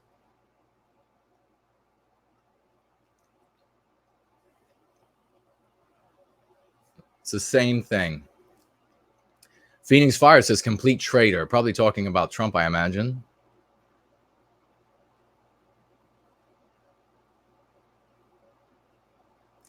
Resurrection Jose says, call it a case of cutting to the chase, of feeling black-pilled when Trump's name comes up, but he has the power to do so and somehow doesn't use it. He does have the power, and he doesn't use the power. Absolutely. Don't try to read his mind either. Every time you catch yourself trying to read a politician's mind or a celebrity's mind, why is he or she doing this or not doing that? Immediately stop yourself. Realize that you are wasting energy that you can't reclaim. Every effort that you make in this life that you have is an effort you can't get back. You can't make that same effort again. Immediately stop yourself from making that effort and then put it toward making a leaflet that you're going to go put in some books at a library or magazines or wherever it's legal to do so. Don't do it anywhere that it's illegal. And littering or anything like that. Get permission, of course. Everywhere that you do these things, but immediately start a blog, write a song, write a poem, sculpt, make a sculpture. Let's see some pieces. I would love to premiere some or debut some sculptures on my channel, video of some sculpture that some white positive person has made. Immediately stop yourself from doing something that is so inconsequential and useless and put it instead toward helping our brothers and sisters go free. Let's be pragmatic. Let's put our nose on the grindstone, as the saying is said, and let's make things happen. Let's start turning things and to make it happen like it's happening. And I'm going to read some of these in a second. We'll read about this flyer drop by whatever hero or heroes did this in Wenatchee, I believe it's called. Susie Penguin says, hello, Jason and everyone. Great to see you. Southern Bloom is here. And there's Vivian.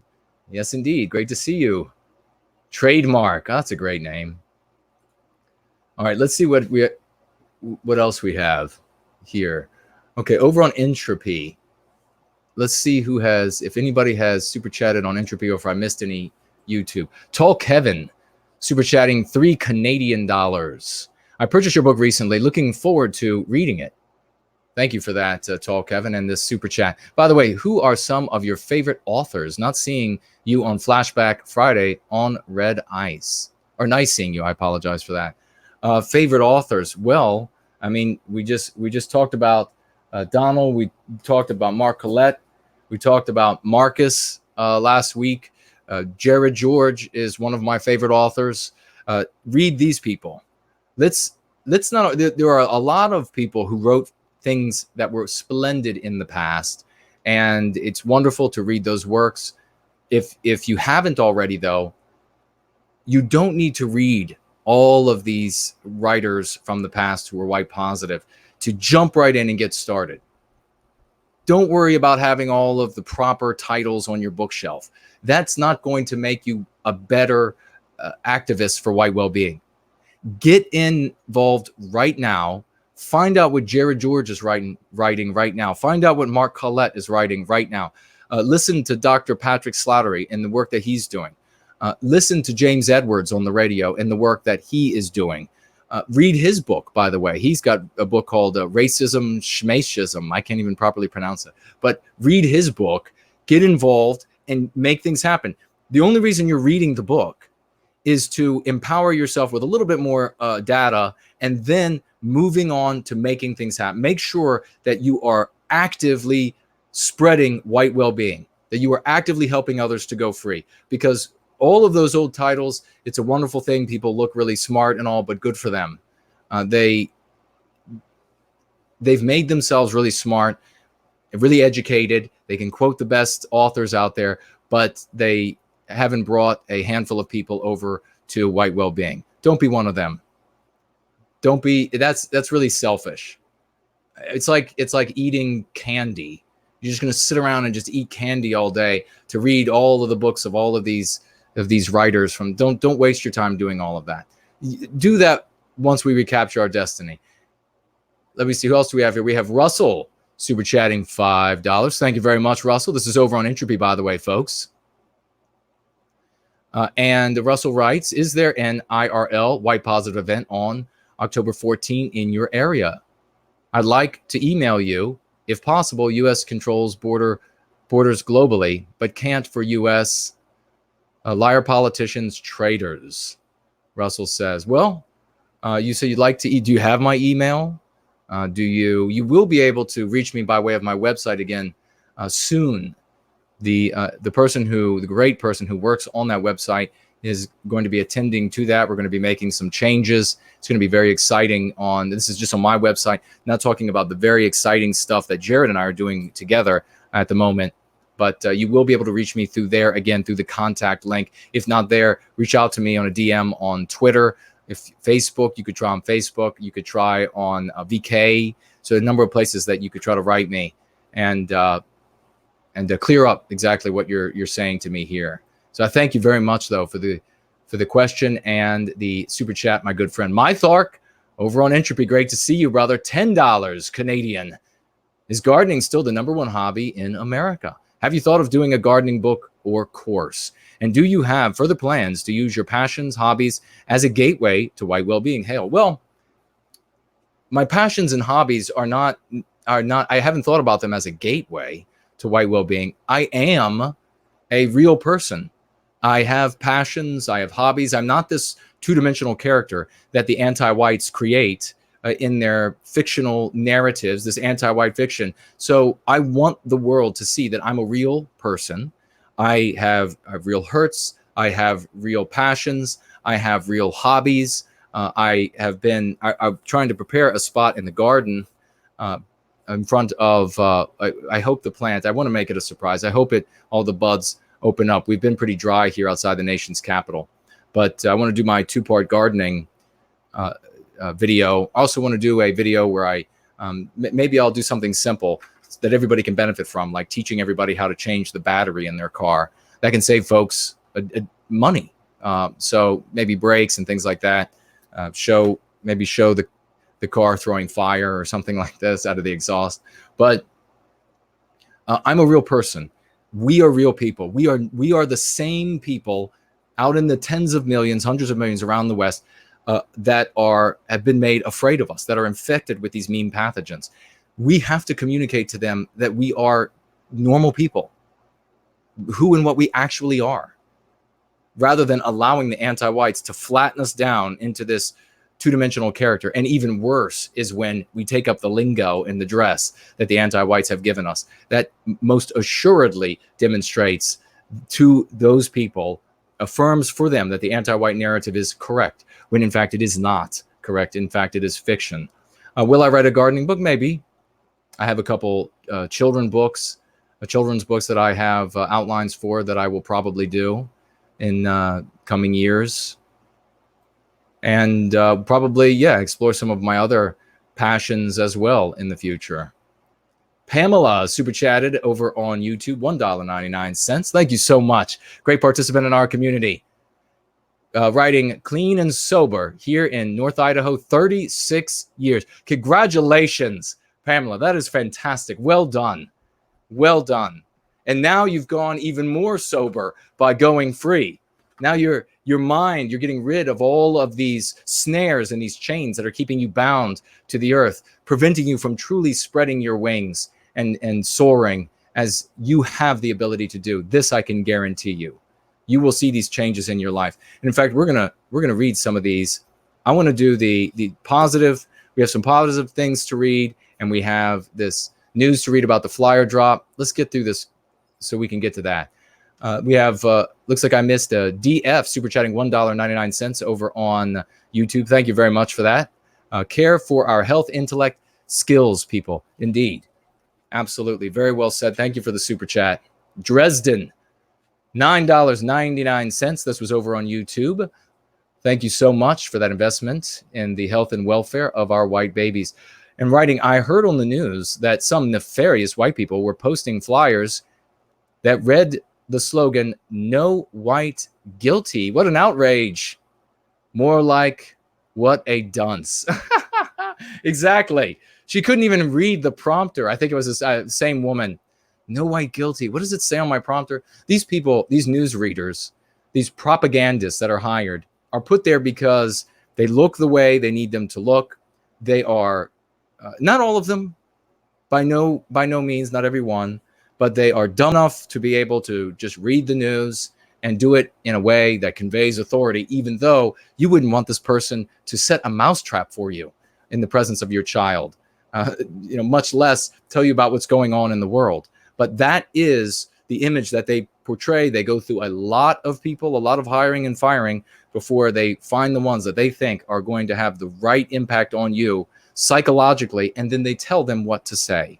And this lady, regrettably for her, the words on the prompter, by the way, folks, it's not like with us in live streaming, Jared George, Mark Collette, when we're streaming, we don't have a text written for us right over top of the camera. That is how, I don't know if you all know this. Some of you probably do. Maybe most know this. But the words are big, written over top of the camera that you're looking directly into. You can't mess that up. It's not like the words are this tall on the screen over there that is 2.5 feet away. It's a challenge to screw that up. And yet she did. No white guilty. Good for her. Okay, I got Machiavellius from earlier. Daniel. Did we get Daniel? We did. It was the mind-altering drugs. Wise Justice. Brady Smith. Okay, Brady Smith super chatted $5. I missed that somehow. We have a few maybe glitches going on. Did that appear actually in the chat? That was toward the beginning. Brady Smith super chatted $5. Thank you very much for that investment. Writing, you need epic music in the background when you give those motivational speeches. Well, maybe people will be willing to do that. In fact, this is what I wanted to say earlier. For folks who like Outrageously Inoffensive made a video, for Null made a video or videos. Of course, HB has made a great many. I would like to set up playlists on my channel with their names so that I can add, if it's appropriate and safe for the channel, the videos that they cut out. And particularly if it's just of me speaking during a going free stream, then obviously, if the going free stream doesn't harm the channel, then the snippet won't. But if they've added, really, I tell you what, some of these people, if all of them actually so far, Phoenix Fire made one as well, would just move you to tears by the music they add, the imagery. If these people add such things to it and it's safe for the channel, then we'll go into their playlist on my channel. And that way I can add their contact information to that playlist, and they can maybe transition that in some way to their benefit in the future. So they'll be benefiting white well-being. They'll be benefiting their impact on white well-being by bringing attention to themselves and the work that they are doing by building up the playlists that are on my channel for folks to be able to share then. And maybe you all end up with some favorites. Maybe some Russell ends up, who super chatted earlier, ends up really liking the stuff that For Null does on the playlist that's named after him on my channel. So Russell always likes to go to that playlist to see if there's something new from For Null. That is an exciting thing that we could do, that I would like to do. And maybe we'll get that underway very shortly, in the very near future. In fact, I think I'm going to, Jeff Rose says, that is rad. If you're talking about what I'm, I guess, speaking to what I'm talking about right now, then I appreciate the compliment. I plan on staying up, actually, maybe the next couple days to get a bunch of more things done, because it's just so busy around here. JT Smith writing, Brother Jace, our nice German brother, in chat, ETI wants to know, is Going Free available in German, please? It is not yet available in German. The second edition, though, will be done within the next couple of weeks. It will be available digitally on Kindle, so you'll be able to get a print or Kindle version, and then we might begin working on translations for those who are weak in the English language. So thank you for bringing that to my attention. Tree of Wisdom says you need sleep. No, you do. You absolutely need it for your health. But as I take a swig of coffee to stay awake, to stay alert, I'm good right now. And that's why I think a couple of days up will be okay. I'll be able to get a lot done. Let's see. Phoenix Fire says, nice mug. Yes, that's the great Poseidon. He's one that somehow can go without sleep for White Wellbeing, and we appreciate him for that. I thought I saw, as the chat was jumping by, somebody mention Jared George. Was he in the chat? Or was just mentioning something that I had said about him? Let's see. I thought I saw a question about Russia, maybe. Tag me if you asked about Russia so I can have a look at it again. I think we had another one come in here on... No, we did not. So it looks like we're all up to date. Questions on entropy is Simon Coates says, NWG is not blocked in UK today. Exactly.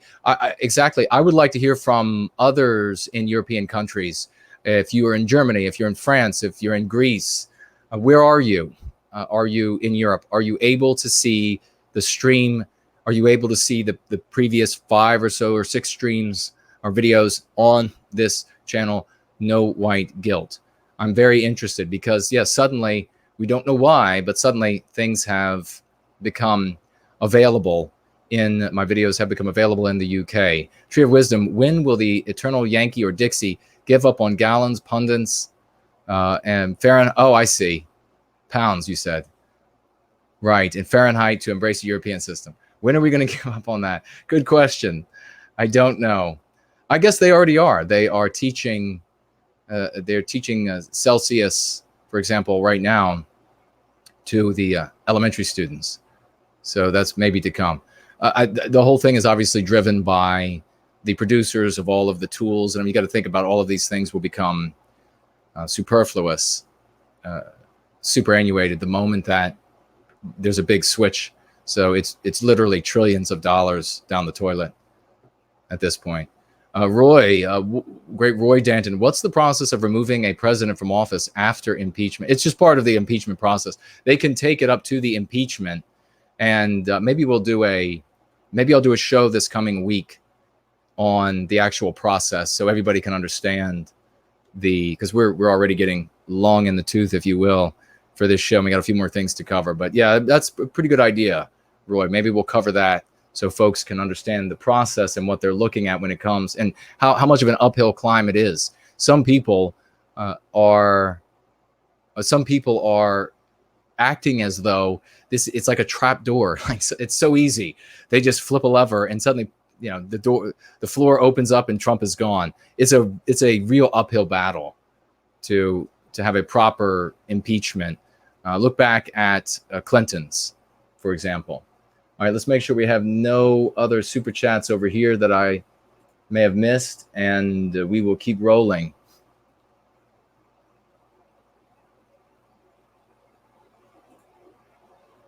I saw Tall Kevin says, not blocked in Toronto.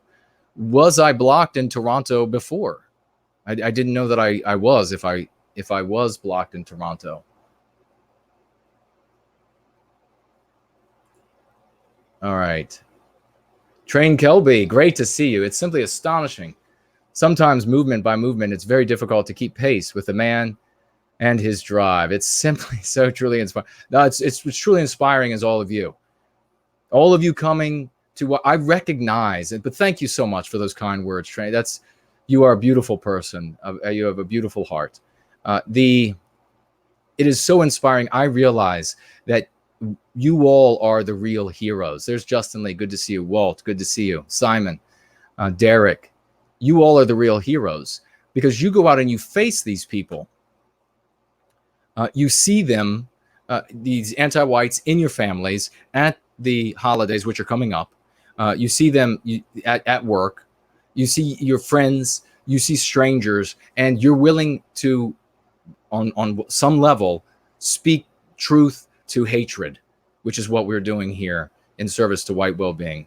We're speaking love to hatred, truth to power in White Wellbeing. And so I'm inspired by you all. There's nothing, if there wasn't service to white well-being, there wouldn't be a No White Guilt. I wouldn't exist. But it's you all and your passion and your pain that is what motivates me day in and day out. So I thank you for that. Seaver Hamlin says yes briefly. I don't know what that's referring to. Jules says hello from down south. Well, I'm about as far north as you can get down south. So hello back down there.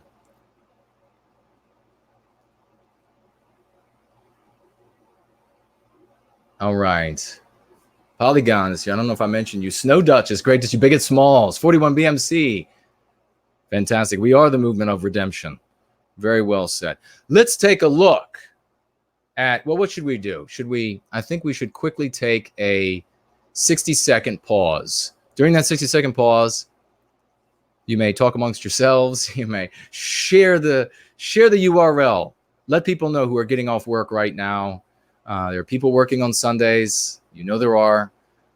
And people who are settling in for the evening. It is the perfect time somewhere on this planet for a white brother or sister to find out that there is a stream going on that will help them better themselves. So now is better than any other time to let them know that, and we will be back in about 60 seconds.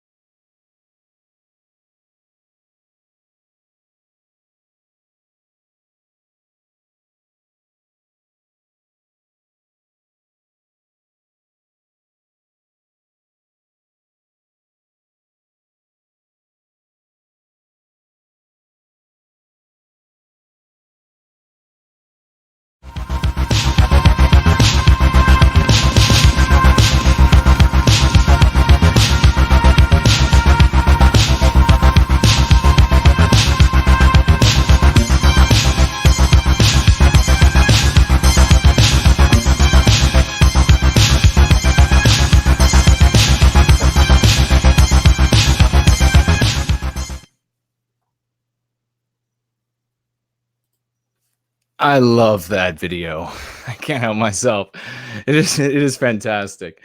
Okay, I have to turn off the AC too. We started off with it boiling in here. We are in Virginia, outside the nation's capital. It was a very warm day, high 80s. Had the AC cranked up high, and we had to turn it off. So let's talk about. Looks like I seem to have lost the familiar alternative. Let's see if it'll come back.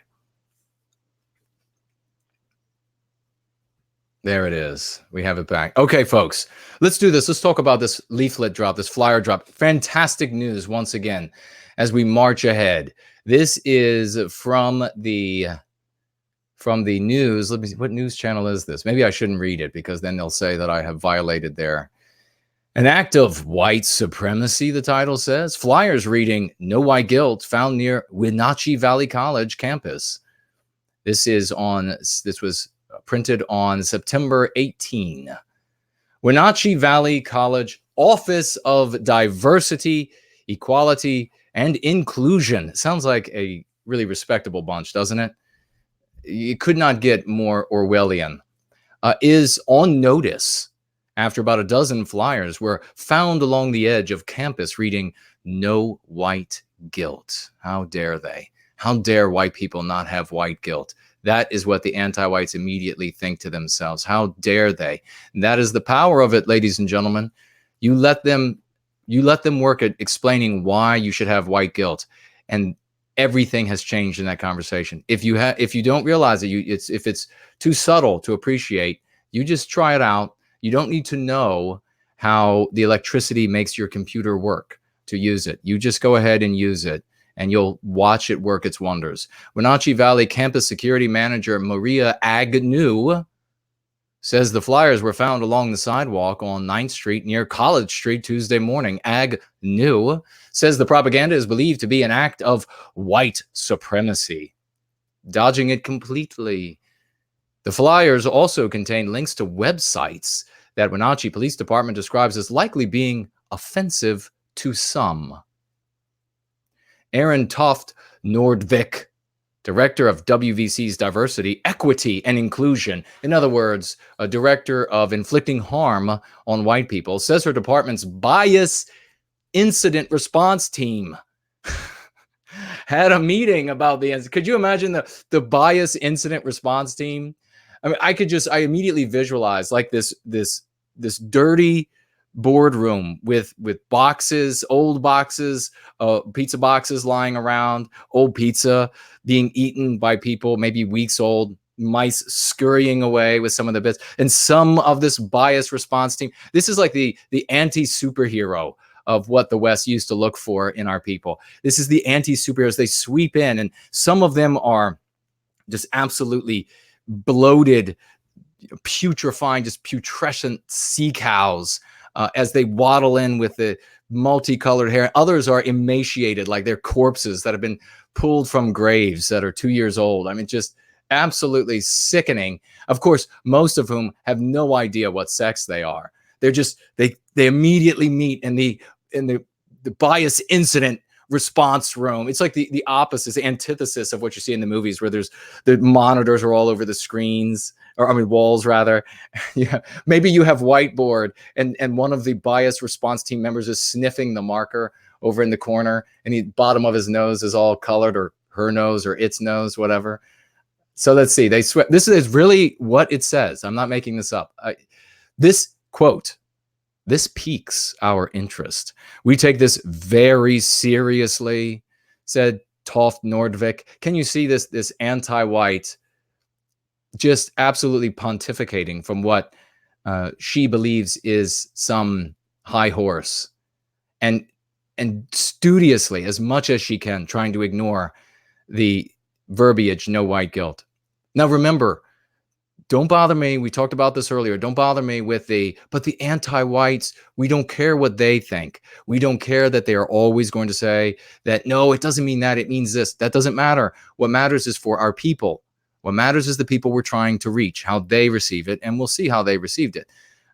It says here, Toft Nordvik, we're keeping an eye on and making sure our students, staff, and faculty are safe. We're keeping an eye on them. I think I'd rather have them eyeing somewhere else.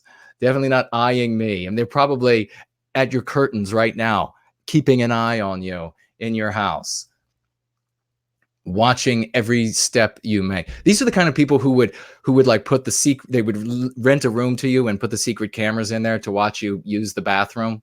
That's what kind of people these are. Agnew says the culprit is still at large, and they don't know who did it. At large. At large. Let's look at the language. He's at large, or she's at large, or the group. And they also say culprit, also trying to make it out to be an individual. How do you know it wasn't 20 people? How do you know it wasn't a white community fed up with your anti-white Bravo Sierra? How do you know it wasn't a white community fed up with your disgusting response team that leaves its slug trails everywhere it goes over campus and around the city? How do you know it's not the community who's fed up with you instead of a culprit at large? Nor were they captured on security cameras. Well, no, that's really interesting, because maybe they're ghosts. The Wenatchee Police Department has been notified about the flyer. Okay, here's some of the responses I saw underneath. Yes, culprit absolutely means crime. And I think this happens. Seaver said for a while. That was probably for me talking about asking if Jared George was here. I don't know why. It just came back. These things just roll through. Hey, brother, check out your Instagram DM where you get the chance. When you get the chance, there is a White Wellbeing edit. Oh, Sean, thank you. Okay. I'll take a look. Let's see what else you all are saying. Have I read Death of the West? I did a long time ago when it first came out. Good book. Train says, I had a dream. A white sports personality ripped off his tracksuit and had a no white guilt t-shirt underneath. Wouldn't that be magnificent? I bet you we'll make that happen. But of course, it'll have to be his last game or his last track event. JD says, New York City just passed a law. Exactly. And we were going to, unfortunately, my computer was attacked by a virus. I caught it and destroyed it. But I lost that link. Indeed, New York City did just pass a law that set fire to the Constitution in so much as the city can fine you up to $250,000 for using language the anti-whites don't like. So any heretical language, not being anti-white enough, will get you fined by $250,000. I know they used, and JD, you wrote here, they said like using the term illegal alien. The initial version of any law or code or whatever they pass is always the most mundane. Rest assured that it'll be interpreted as broadly as possible, all statements, so that they'll be able to ensnare almost anything you say, and that later iterations will contain everything that you could possibly say. Now, this is likely going to go to the court, the highest courts in New York, the state of New York, and we'll see what happens there, and then potentially to the Supreme Court. So we're going to see what happens with these red flag laws as well. But this is going to take a long time to play out, and it is going to, a lot of people are going to be hurt in the process. Sterling Price says WB, well, I guess White Wellbeing. Let's jump to the bottom and see. Yeah, so if you are in New York City, take heed, tell your friends to be very careful with their speech when you are speaking with others, when you are condemning someone maybe who has just maybe punched you in the face or robbed you, or you be careful, because you know damn well and good that the anti-whites are such scum that they would allow a anti-white, non-white, or just any non-white to rob you and get away with it. But if you dare call him or her a bad name in the process of being robbed and maybe having your nose broken or raped even in during that, and they get away, use a word that the anti-whites don't like, they consider heretical, you will be fined the maximum that they can apply to you. Okay. Yes, the phantoms were out on the streets handing out these great, this fantastic, ladies and gentlemen, this is happening. Ursa Major super chatting $5. Great response to the bias incident response team. Yes, indeed. Thank you so much just for them. I wish I could have seen them sweep in on their what would they even ride? I was going to say something that's lame, but still a sophisticated piece of technology, but I'm not even going to say that because they wouldn't ride that. No, outrageously inoffensive says police, APB, red alert. Someone with reasonable flyers may be in the area.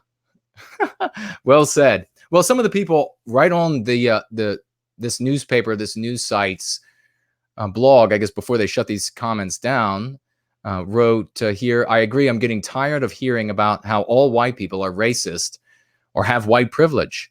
At some point, we have to just stop and see that this is becoming just race-baiting, childish behavior. Who cares if that sign was posted? It didn't mention anything close to a threat. Now, again, folks, this says no white guilt.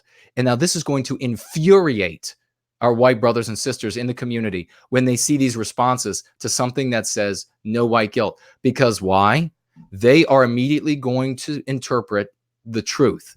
That is that the entire establishment wants that person to whom their life is most important to feel guilt. They want them to feel white guilt, and that is going to piss people off. You'll see, as I say, if the subtle nuance here doesn't, if the nuance here doesn't really loom for you, it will as we move forward with such leaflets. You'll see the power. You'll see the outrage in our brothers and sisters' eyes. You'll see it in their words when they write. They're fed up with this. Do you realize how backward we are getting? We see people with black and Mexican pride tattoos and think nothing of it. Imagine if it said white pride. We need to start exposing the hypocrisy. And the person goes on. Next person writes, why in the actual hell is a phrase saying no white guilt an act of white supremacy? This is someone from the community, ladies and gentlemen. It's literally a statement saying that all white people feel, it's literally a statement saying what all white people feel. Stop perpetuating white guilt. None of us have kept slaves in our entire lives. None of us in my generation have treated a person of color any different than any white person. You should say non-white person, because person of color excludes us from humanity, and non-white person is neutral. This person continues to write, we treat people of color exceptionally better than white people, and we don't even make it about race. And he or she goes on, writing with outrage. Absolutely. Why in the actual hell is the phrase saying no white guilt an act of white supremacy? Precisely. Okay, so we'll jump to this other news source. This is from 560, a radio station out there. And this is brilliant. Hats off. And ladies and gentlemen, let's get a huge round of applause for whoever this person or people were or groups were who deposited this message of love to our brothers and sisters. No, in Wenatchee, no doubt that there's going to be someone out there that received this flyer and is going to get onto the right path because of it. There could be many who have picked this flyer up and are going to get onto the right path to white well-being. You're going to have people all the way from those who are vagues and have no clue, to those who have some sort of blind sight and they find this, or maybe they're starting to go down one of the bad paths. Maybe they're going down one of the Hollywood stereotypes, and they're going to find to what it means to be a white person serving white well-being. And they're going to find this and they're going to say, I'm going to become an advocate for white well-being. I'm going to go free instead of donning a certain attire, looking a certain way, talking a certain way, focusing on certain things. I'm going to go free for our people. So big round of applause. These are heroes of our movement, ladies and gentlemen, who got out there in the night. I have no idea who they are. They went out there and they spread this message of love and redemption. And ladies and gentlemen, you don't know when you get out there, just as I did in the past, and I distributed thousands of leaflets over the years. I didn't know who these terribly written leaflets, I didn't write them. I just received them and passed them out. But I didn't know who it would reach. But we know this. Going free is going to help people get off the track to suicide. Suicide is skyrocketing. White flighting into suicide. White flighting into substance abuse. White flighting into fantasies. White flighting into other races, biospirits. All of this is because of the mean pathogens with which we are infected. The white noir with which we are suffering. And you never know when the leaflet that you lay on that lawn that looks so innocuous, so meaningless as that moment, as it sits there in the dew of the early morning grass, all by itself, only to have hours later, some poor soul, some brother or sister who has been suffering for years with these feelings of white guilt, who has been suffering for years with a knowledge and awareness that something is very wrong, that they are not going to lead the life that they could or should, that they are laden with this guilt. They're going to pick that leaflet up. They're going to open the bag. They're going to unfurl the leaflet. They're going to look at that. And that moment is going to be the moment that's going to change their life. And at that very moment, you might be home sleeping. You might be at your job, drawing the pen across the contract for your client, or putting the tire back on the wheel, or whatever it might be. That moment, you just saved someone's life. You just brought another one into the fold. And then he or she will do the same. And it's not just that life. That life could be all that would warrant your effort. But that person will touch others, and they will touch others with this curative contagion. That is what is so truly magic about this. Now, not all in Wenatchee are insane with anti-whiteism. This piece, typed by some talentless typist, anti-white typist, on September 18th reads, a flyer was found near Wenatchee Valley College on 9th Street that started with the line, "No white guilt," and contained links to websites it claims to counter anti-whiteism. Do you hear that, ladies and gentlemen? They write what we put on the leaflet. So yes, in some cases, the bias report team is going to say, oh, this is some Austrian painter group, or, yes, they're going to say that. But when they report on it, when the police talks about it, when the newspapers write about it, they're going to write the verbiage that we use, because we refuse to speak in their language. We are not what they make us out to be. They just said here, now they try to play it down, contain links to websites it claims to counter anti-whiteism. Everyone reading this, could I have reached all of these people that read this? No. People are reading this for their news. I don't know how many thousands are reading it for their news. Maybe tens of thousands read it for their news. And when they read anti-whiteism, they're instantly going to know what it means. They don't need someone to interpret it for them. I have experimented with this for years, and it is potent. It is absolutely an anti-venom to what the anti-whites have infected people with. They will instantly read anti-whiteism. There's a name for it. If you could have seen the number of times I have seen people's faces when I say anti-whiteism, and they say anti-whiteism, and then it dawns, this like cloud clears from their eyes. There's suddenly a name for this concept of what's being done against us, some way to encapsulate it that they can easily grapple with. Use this. All of these people have now, that read this, now know the term anti-whiteism. Now, that doesn't mean that they're all going to come over and start going free immediately. Some of them might sooner, some of them might later. But what is as important is all of those people, both white and non-white, who are anti-white, who are now paralyzed with indecision. Because whereas before they thought, well, they were these virtuous white helmeted heroes or white-hatted heroes that were coming to save the day, now they're potentially part of something called anti-whiteism. Does that start to make sense? Wenatchee Police Captain Edgar Reinfeld says nothing in the flyer equated to a crime. The police chief, the one who matters. Now, they're not all going to be legitimate people, but this Wenatchee police captain says nothing in the flyer equated to a crime. Quote, "We have a very tolerant community, and this seems kind of anomalous. Why it would pop up in this one place and not be all over the community is kind of interesting. It doesn't seem to make a lot of sense," this captain said.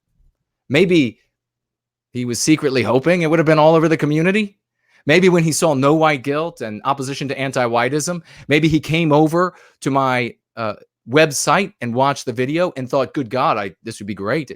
Now, of course, he would have to disclaim that so that he could keep his job, because we know how the anti-whites operate. But maybe he would have liked to have seen it all over the community.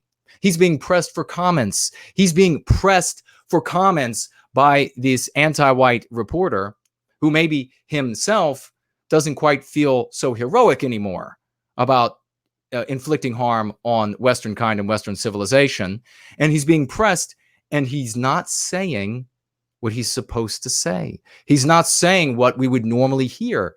Now, what might this captain say if this flyer had said some of the old slogans? He might have a completely different assessment. If these people, instead of embracing our identity, instead of building our culture, instead of loving who we are and speaking with a language that reflects that love, rather than this this focus on other groups or crimes or what have you, and really not giving a damn for who and what we are, rebuilding who and what we are at all. Of course, we invite all such people to surrender all of that nonsense and to come into white well-being and actually be a part of our growing and loving community, because this is a movement of redemption. But I guarantee you, this captain would have had very different words for different leaflets. Maria Agnew types, the typist, with WVC Safety and Security Response Team, says they are also aware of the flyer. Quote, when we have any kind of racial type of situation, bias, you name it, we are going to investigate it. We always look at, number one, what does that mean to the college? Who is it being directed at? Who do we need to make aware? What populations might be at risk? This case is no different. Now, I'm not quite sure. The writer, it does imply that this was said by Maria Agnew. And if it was, that does seem interesting, doesn't it? Because she is saying this case is no different, which means that she's making an effort to classify it with other cases that they would say are heretical, aren't anti-white enough.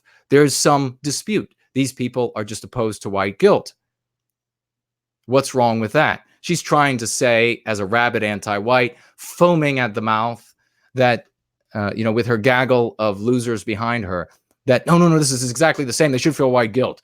But it's difficult. She knows the effect it's going to have on the regular folks in the community.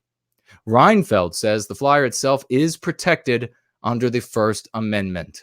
Let's give a round of applause to a police chief who had the balls. I don't know who this is, but he had the balls to tell an anti-white at a news source that there's nothing criminal about this flyer. It just says no white guilt, and it's protected under the First Amendment. Well done. Whether he agrees with us or not, well done. I think that we could probably get a fair shake, a lawful shake from Reinfeld, except, under extraordinary circumstances where maybe they threaten his family or something for not obeying and doing something illegal against us. Quote, if there was any threat, overt, a subtext threat, or some other reason to believe that somebody might actually be threatened, we take it completely differently. It would obviously be subject to an immediate investigation to try and sort it out. So in other words, flyer away in Wenatchee, ladies and gentlemen. Let's, don't do it because I'm saying to do it. But if you are the person or people or group that put out these wonderful leaflets to our brothers and sisters in Wenatchee, you just heard the police chief say there's no crime here by saying no white guilt, by sharing nowhiteguilt.org and putting an end to this white guilting of our people. Let's stop ourselves from white flighting into all of the sickness that we end up white flighting into, desecrating our people, taking on idiotic ideas, etc. And let's heal ourselves and put an end to the white guilting that the anti-whites inflict on us. Let's get in all of our communities, in places where it is legal, where it is safe to do so, where you will not be persecuted or prosecuted by anti-whites. Let's get these leaflets out where they can legally be gotten out. And as I say, if you happen to come across some where it might not be legal, and you get some pictures of them there, then, or you want to take pictures, maybe you don't. But I have no way of knowing who is doing. I have no way of knowing when these are passed out. I didn't know about this. This is the way it has to be, so that the anti-whites can't prosecute me into oblivion.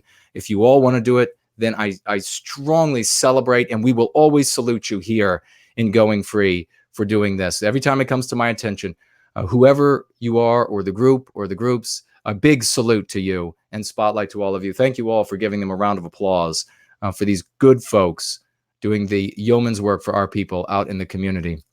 The flyer just contains links to websites, Reinfeld says.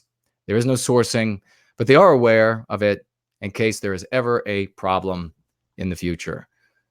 So thank you, Chief, is that what it is? Or Captain Reinfeld, for behaving like a man, even when the anti-whites came for blood. Let's see, did I miss anybody? Looks like Immovable Christian, 50 Canadian dollars. Thank you, my dear friend. Investing in the cause for white well-being. Keep up this critical fight for our future. Here's a small donation. Mike from British Columbia. Thank you so much, Mike. You are a hero among heroes. You know, I'd like to see, I imagine there are plenty of opportunities to drop flyers that you can make of your own. Very simple, no white guilt across the top, a couple of websites. Make sure that the websites you choose, of course, nowhiteguilt.org is one that is going to be in line with white well-being, but make sure Jared George, etc. Make sure that you don't select a website that, even though you think, oh, this has got some good stuff on it, it's got some truth here or there that might be good. It is all about how much does it look like what the anti-whites have demonstrated through all of their news and entertainment media to be the caricature of a person who cares about white well-being. Because if it reflects that even in the slightest, they are immediately going to link it to that. They won't talk about my website. They'll talk about the ugliest website that's on the list. Does that make sense? Or the ugliest channel that's on the list. So if that were to start happening in countries all around the world, and then suddenly I start getting emails of newspapers and television news sources sending me, I mean, they're flowing in. And I'm going to tell you why we should do it. If that starts happening all around the world, oh well. And it is happening. It's becoming virtually a weekly thing. And I'm going to tell you why we're doing it. And this is why we're doing it right now. These are some of the messages. Randomness just super chatted $1.99. Jason K for President 2020. Thank you so much for that kind investment. I don't know that I'll be able to get into the race at this point, but I tell you what, they would really come for us if I did make it to the White House. I would do what Trump should have done. I would go right into the bunker. They would never have an opportunity to get to me. All right. This is the reason why we're doing it. You want some white pills, you want to be positive? Let's talk about this. Anthony writing me writes, brother, I am so thankful I found you and your page on Twitter. I think you have the best content on YouTube. Shauna, spot on, Jason. I'm currently using the dialectics to encourage more of our people to go free. I feel even if I am planting the seed or thought in their mind, it may just get some to break out of the cognitive dissonance and go free, all caps. Thank you for all the work for our folk. Thank you, both Anthony and Shauna. This is from C, the letter C. I just wanted to share one quick thought. Something that has occurred to me recently. I used to be filled with dread, physical pain even, after listening to daily news reports or to a statement made by one of our politicians. It is all increasingly anti-white to ever new levels of toxicity. Now, I just chuckle in disgust when I hear their propaganda and lies, because I know exactly what they are doing. And I know I am not the only one who knows what they are doing. Thank you wholeheartedly for all you are doing and for letting me participate. Very best regards, C. No, thank you, C, for sharing your testimony with all of us, Sean and Anthony as well. Mr. Trentness, I can never catch the live stream due to work, but I always enjoy NWG, and I have been much better at organizing my thought and conversations in a healthy way because of his influence. Best wishes to everyone. Well, it's not so much me. These people are talking about going free. Going free is helping them to organize their thoughts. Going free is helping them to understand that they're not alone. Going free is helping them to avoid physical pain, emotional stressors that then manifest themselves not only psychologically, but physically. And they are no longer experiencing these things because they're going free. How many leaflets are you going to be passing out, ladies and gentlemen? Spot on, Jason. These people are writing. They're talking about going free. Nothing special. You can say all the words that I'm saying right now. You can use all the dialectics I'm using. You can use the exact same lexicon. That is what these people are finding power in. That is what is alleviating these people's suffering. You can and you will use it all, especially when the second edition of Go Free is available. Takar says, NWG, your words are so healing. And you are setting an absolutely excellent example of biospiritual European white manhood.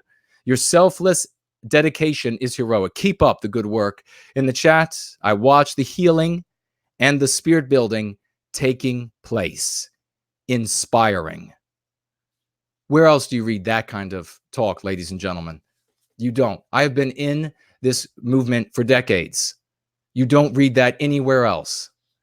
Every now and again, out of many thousands of people that slew through the gates, you'll see somebody say, though in particular, it's only in reference to the meetups, because they talk about the cathartic nature of meetups more so than a curative contagion, a psychology of verbiage and dialectics that are helping them in their own lives, in their own bodies, and able to be shared with others. Nothing like this. People are being saved. Are you going to start using the lexicon and dialectics and start saving your brothers and sisters? Are you going to get leaflets out? Are you going to get blogs out? Are you going to start making YouTube channels? Are you going to start clipping out some of the clips from these videos? And we can set up a playlist for you on my YouTube channel. Are you going to start helping to spread the curative contagion? This is a medicine that we have now released into the population. It is a contagion, a curative contagion that cannot be stopped. And you can help to be one of the nodes that helps to spread it ever faster, ever wider. Cultural oncologist, we've seen him today. Thank you so much for all the good work that you do. You, Henrik Lana, everyone else who is making white enlightenment media is what drives me forward.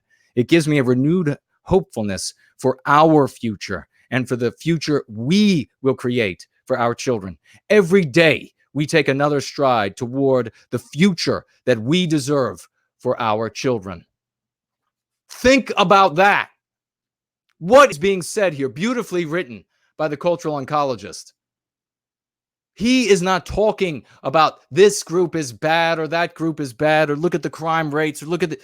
We're talking about a movement of love and redemption. And when you love and redeem what is yours, you damn well are going to be taking care of it. You damn well are going to be protecting it from victimizers big and small.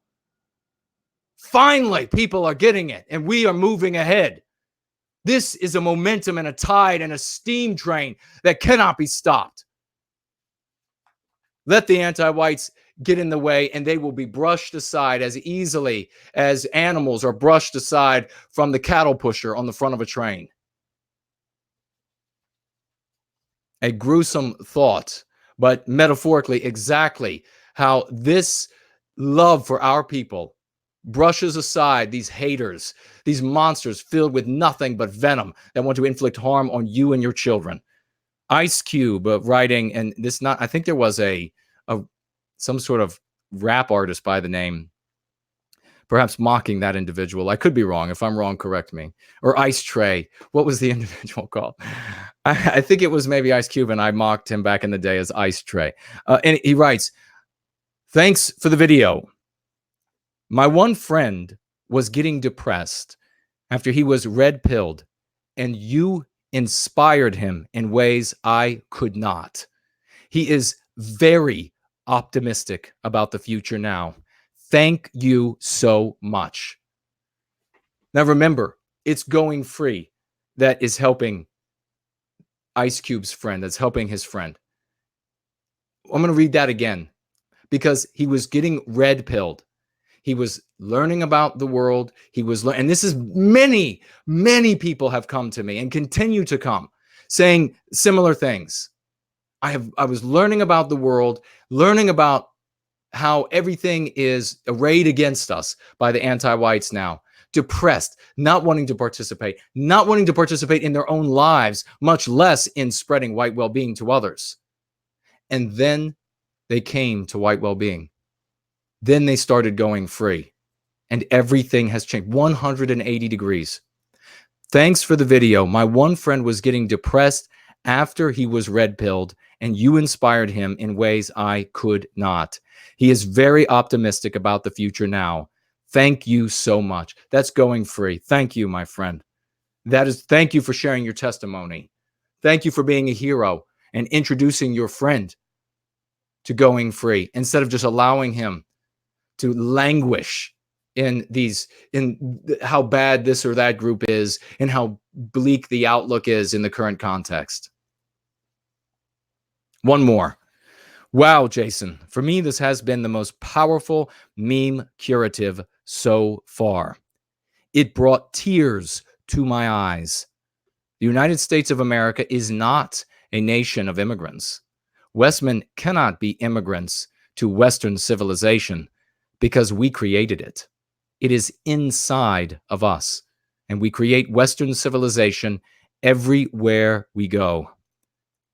I must be so infected by unrecognized meme pathogens that these things don't even occur to me, at least not yet. But when you say them, my heart explodes with love.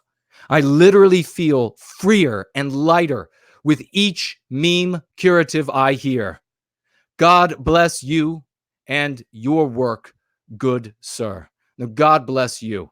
Regrettably, I've not, there was no, it was just an avatar. It was a blank space for the name, but it is on, this statement is on one of the threads of the previous shows. You can find it.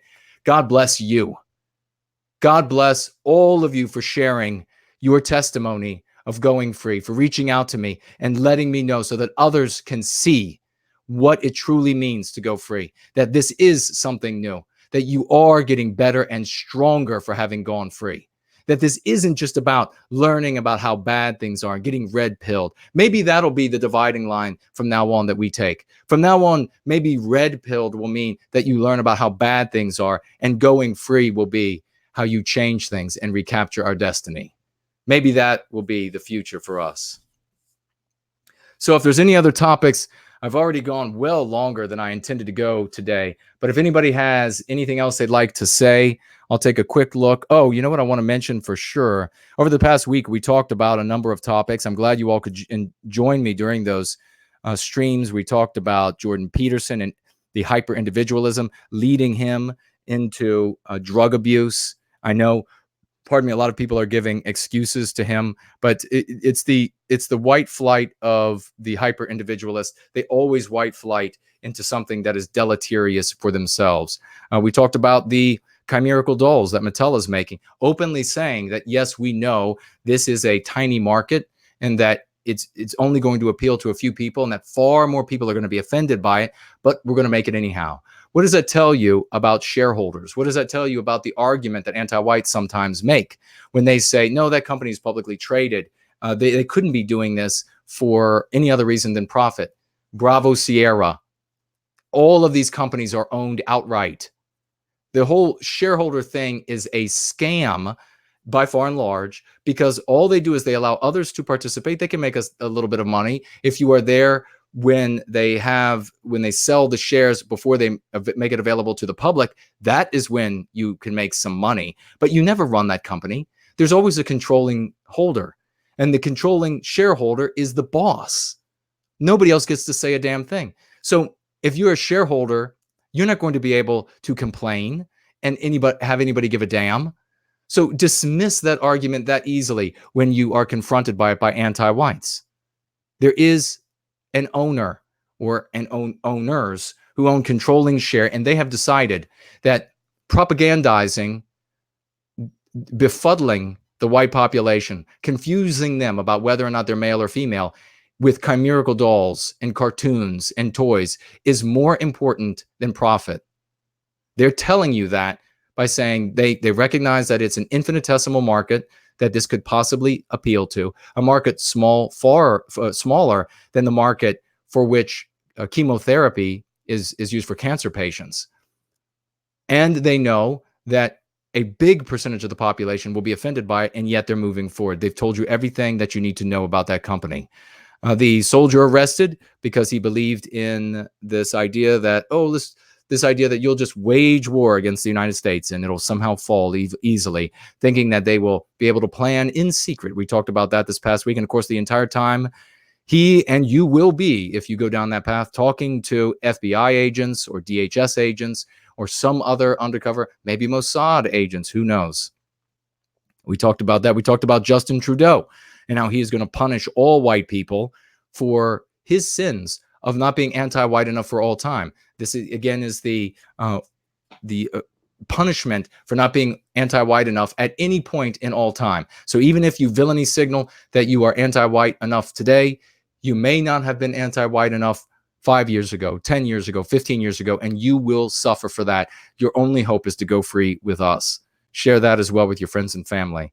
We talked about the DHS document and the traitor serving right now as the acting head of DHS, McAleenan, how he's going to be working with social media networks to censor us because the First Amendment gets in the way of him doing so, and how they are going to be moving with their resources. But we also talked about the great positives that came out of that, the knowledge that we are actually growing rapidly, and that is why they scramble. They reveal to us with their signaling of their behaviors what they know about the populations across the West, and in particular in the United States with the Department of Homeland Security.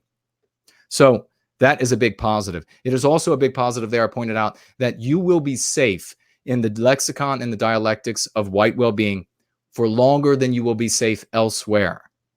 Because you are not even safe just saying you're a civic nationalist. Trump's anti-racist, whatever it was last, racism tribunal, whatever they called themselves, decided that nationalism, just nationalism, qualified as terrorism. Using that verbiage is going to potentially get you on a list. Not arrested yet, but potentially get you on a list. The moment the anti-whites decide to put you on a list for loving our own people, for protecting our own children, is the moment that they create a new context in which they may not be able to maintain control anymore. This, again, this might be a subtle difference that is difficult for some to understand. But rest assured that they can condemn nationalism, they could condemn jingoism, they can condemn all of these other things. They can condemn even radical patriotism, can get you on a list. I'm sure that would be easy because those are things that they know the average person can say, whoa, well, you know, I'm just a conservative or whatever. I'm going to back away from that.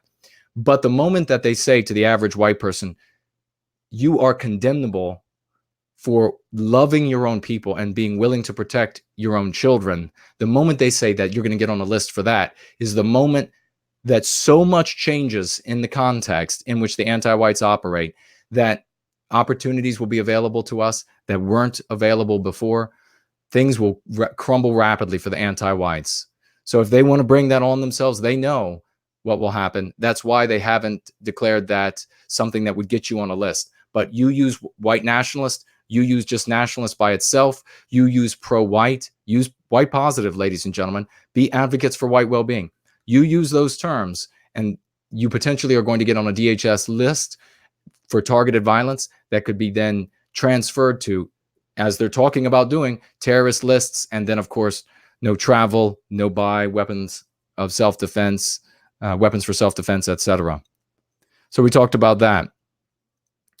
There were a couple other things, but we're really out of time. I do want to mention this, though. I had a hero in our community, a young lady, reach out to me asking about, she had been confronted with relatives saying, we all bleed red. Well, I've said here the meme curative for that. Does anybody remember the answer to we all bleed red?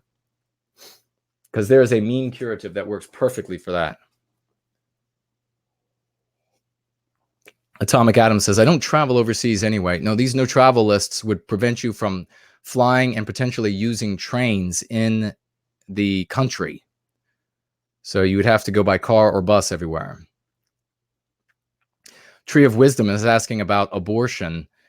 We maybe next going free over the course of the week, we'll give that some more time. It deserves more time than just a quick statement. But obviously, I know that we just had some news about, I think it was Sydney, Australia, something about there's some confusion.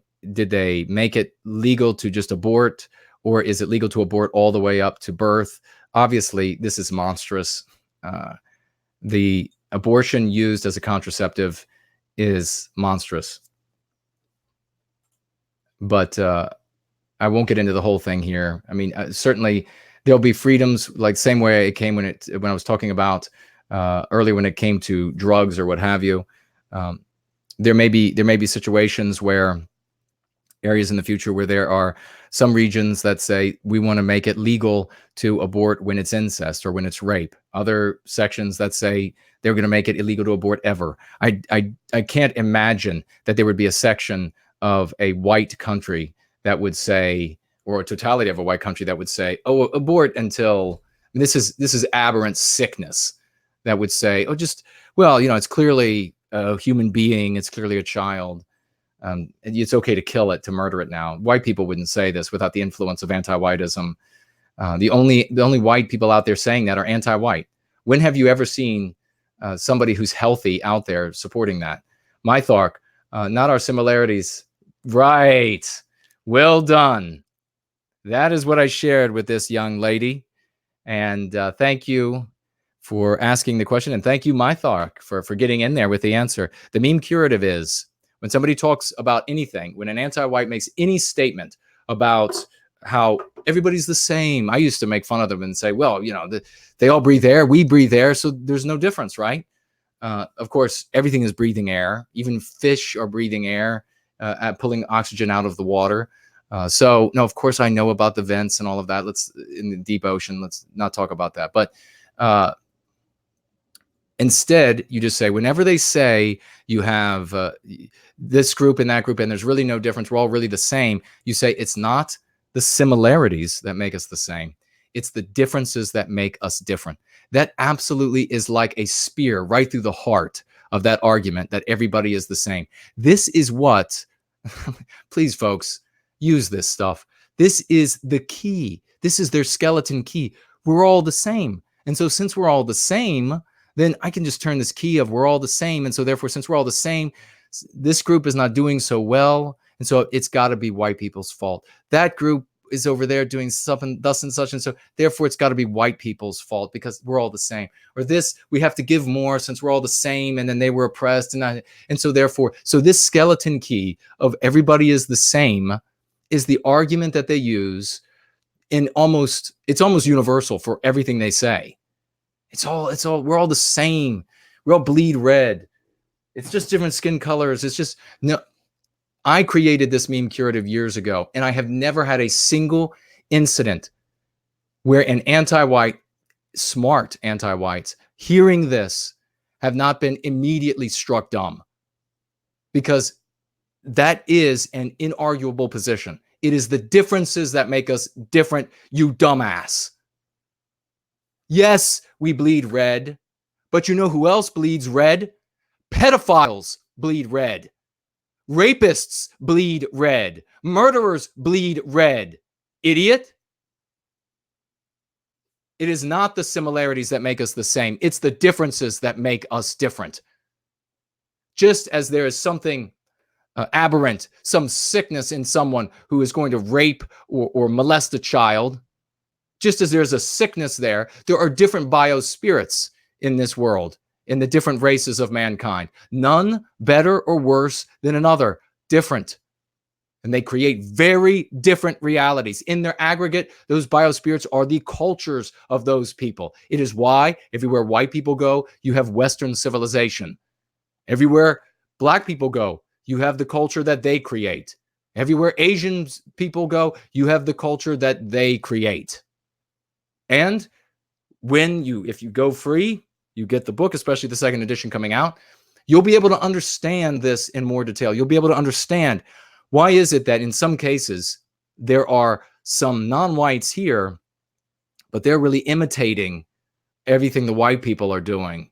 And so really they just seem like they're just white people in non-white skins. You'll learn about numerical diffidence and numerical courage and how that plays into what you're seeing in the world around you. You'll learn more of these things. use this. Use that meme curative. And please do. If an anti-white says to you that we all bleed red, please also say to them, after you have used the meme curative, that a pedophile bleeds red. And then watch him or her try to identify with a pedophile. I know I'm sure as hell not going to identify with them. Let's see what you all had to say. Thank you again, Mythark. I'm going to get out of here. I got to get back to work for you all. We got to make things happen. I got some video to make. I have the book to work on. Let's see here. Oh, this is magnificent. Get your clapping emojis together, ladies and gentlemen. Get them together. NPC162 just super chatted $100 by way of the familiar alternative. Big round of applause. 100 white baby saving dollars. Writing, how are you, Jason? I've been busy. Wishing you the best. I couldn't thank you more, my dear friend. Thank you for that investment. Please be here as often as you can. I know life takes us away, but we miss you.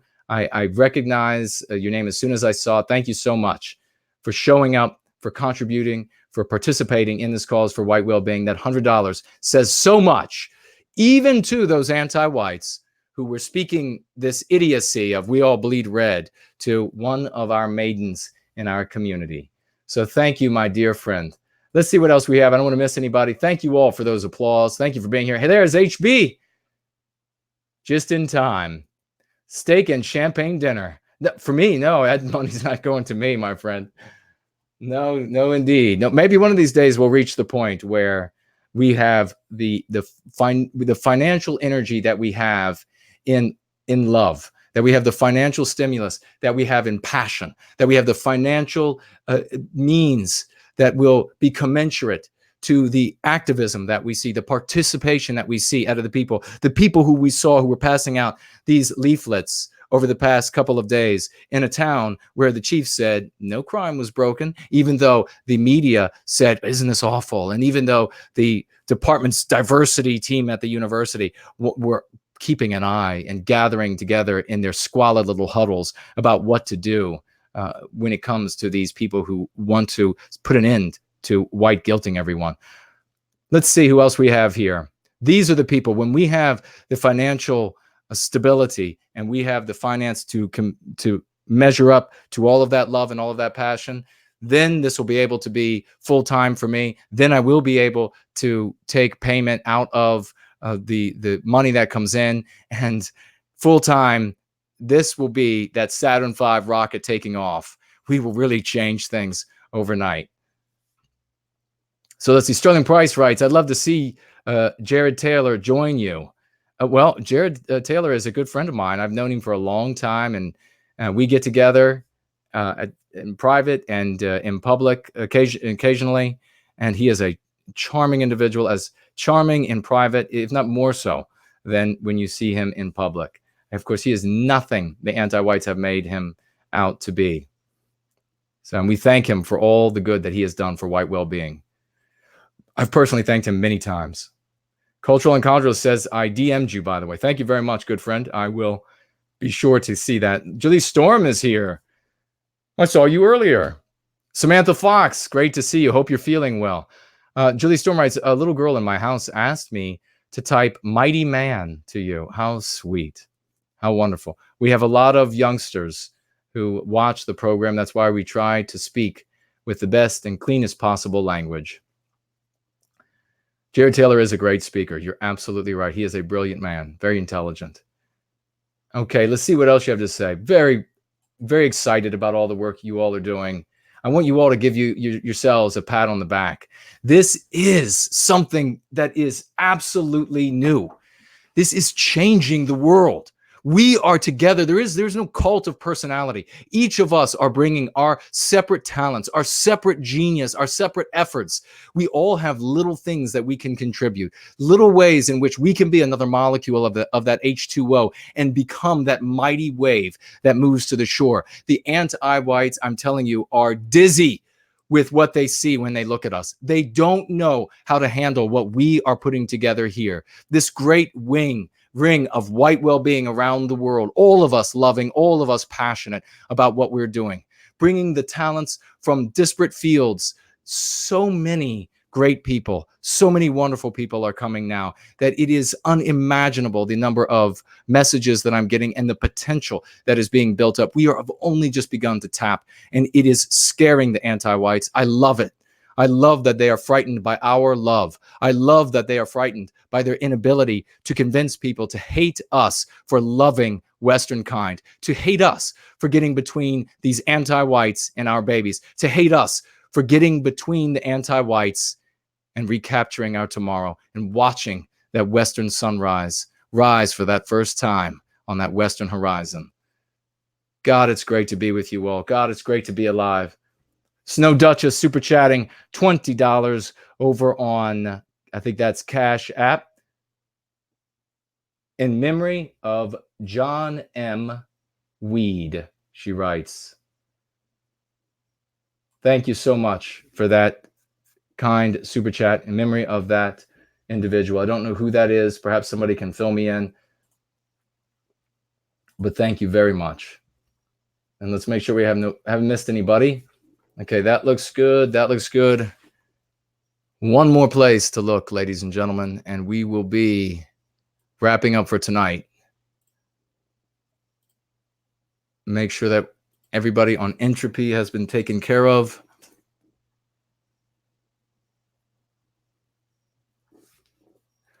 Talk Heaven. Was this from earlier or is this new? Looks like it's new.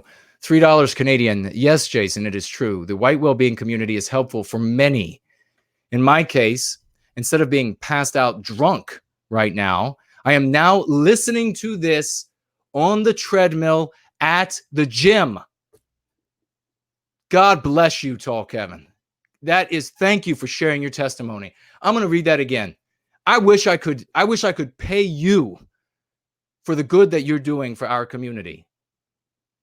Trust in this, that $3 Canadian and everything else that you have given monetarily for the cause for white well-being is going to go to putting smiles on white children's faces, is going to go to preventing them from dropping another tear from their beautiful eyes. Brown, green, blue, hazel, gray, whatever they come in. Know that, my friend. That's a promise I make to you and everyone else. Here's what Talk Heaven says one more time. I'm going to come back. Let me just make sure I have all of this, and we're going to come and we're going to end on that. Let's see. Germanic, this is on the questions widget. Impeachment talks are good business for the certain community of non-white people in the United States. Striking fear in people and bringing chaos has been the victimizer's calling card. So the people who are victimizing us, Germanic is mentioning here specific ones from the specific community. This is what they do. They strike. Well, there are many ways that we are victimized. So thank you for mentioning that in particular. There are many ways that they victimize us, and we are going to be protecting ourselves. They can rest assured in that from now on. We are building a people out of this deracinated race. So let me just do this. It's been a blessing to be with you all. We've been streaming for how long now? Oh, just under 3 hours. It was supposed to be like an hour and a half. After doing those hour and a half streams during the week, that was supposed to make this a short stream today, but I just can never do it. I can't get together with you all and not share all of the excitement, not get inspired by you all, and not help to feed that back to each and every one of you. It is such a great honor to serve with all of you in this cause for white well-being. And let's do this. Let's go ahead and end on this absolutely amazing testimony of going free by Talk Heaven. I'm going to read it one more time. Talk Heaven writing, yes, Jason, it is true. White well-being, the white well-being community is helpful for many. In my case, instead of being passed out drunk right now, I am now listening to this on the treadmill at the gym. God bless you, brother. God bless each and every one of you who are going free. And let's look forward to going free again sometime in the early part of this coming week. I love you all. Let's go free.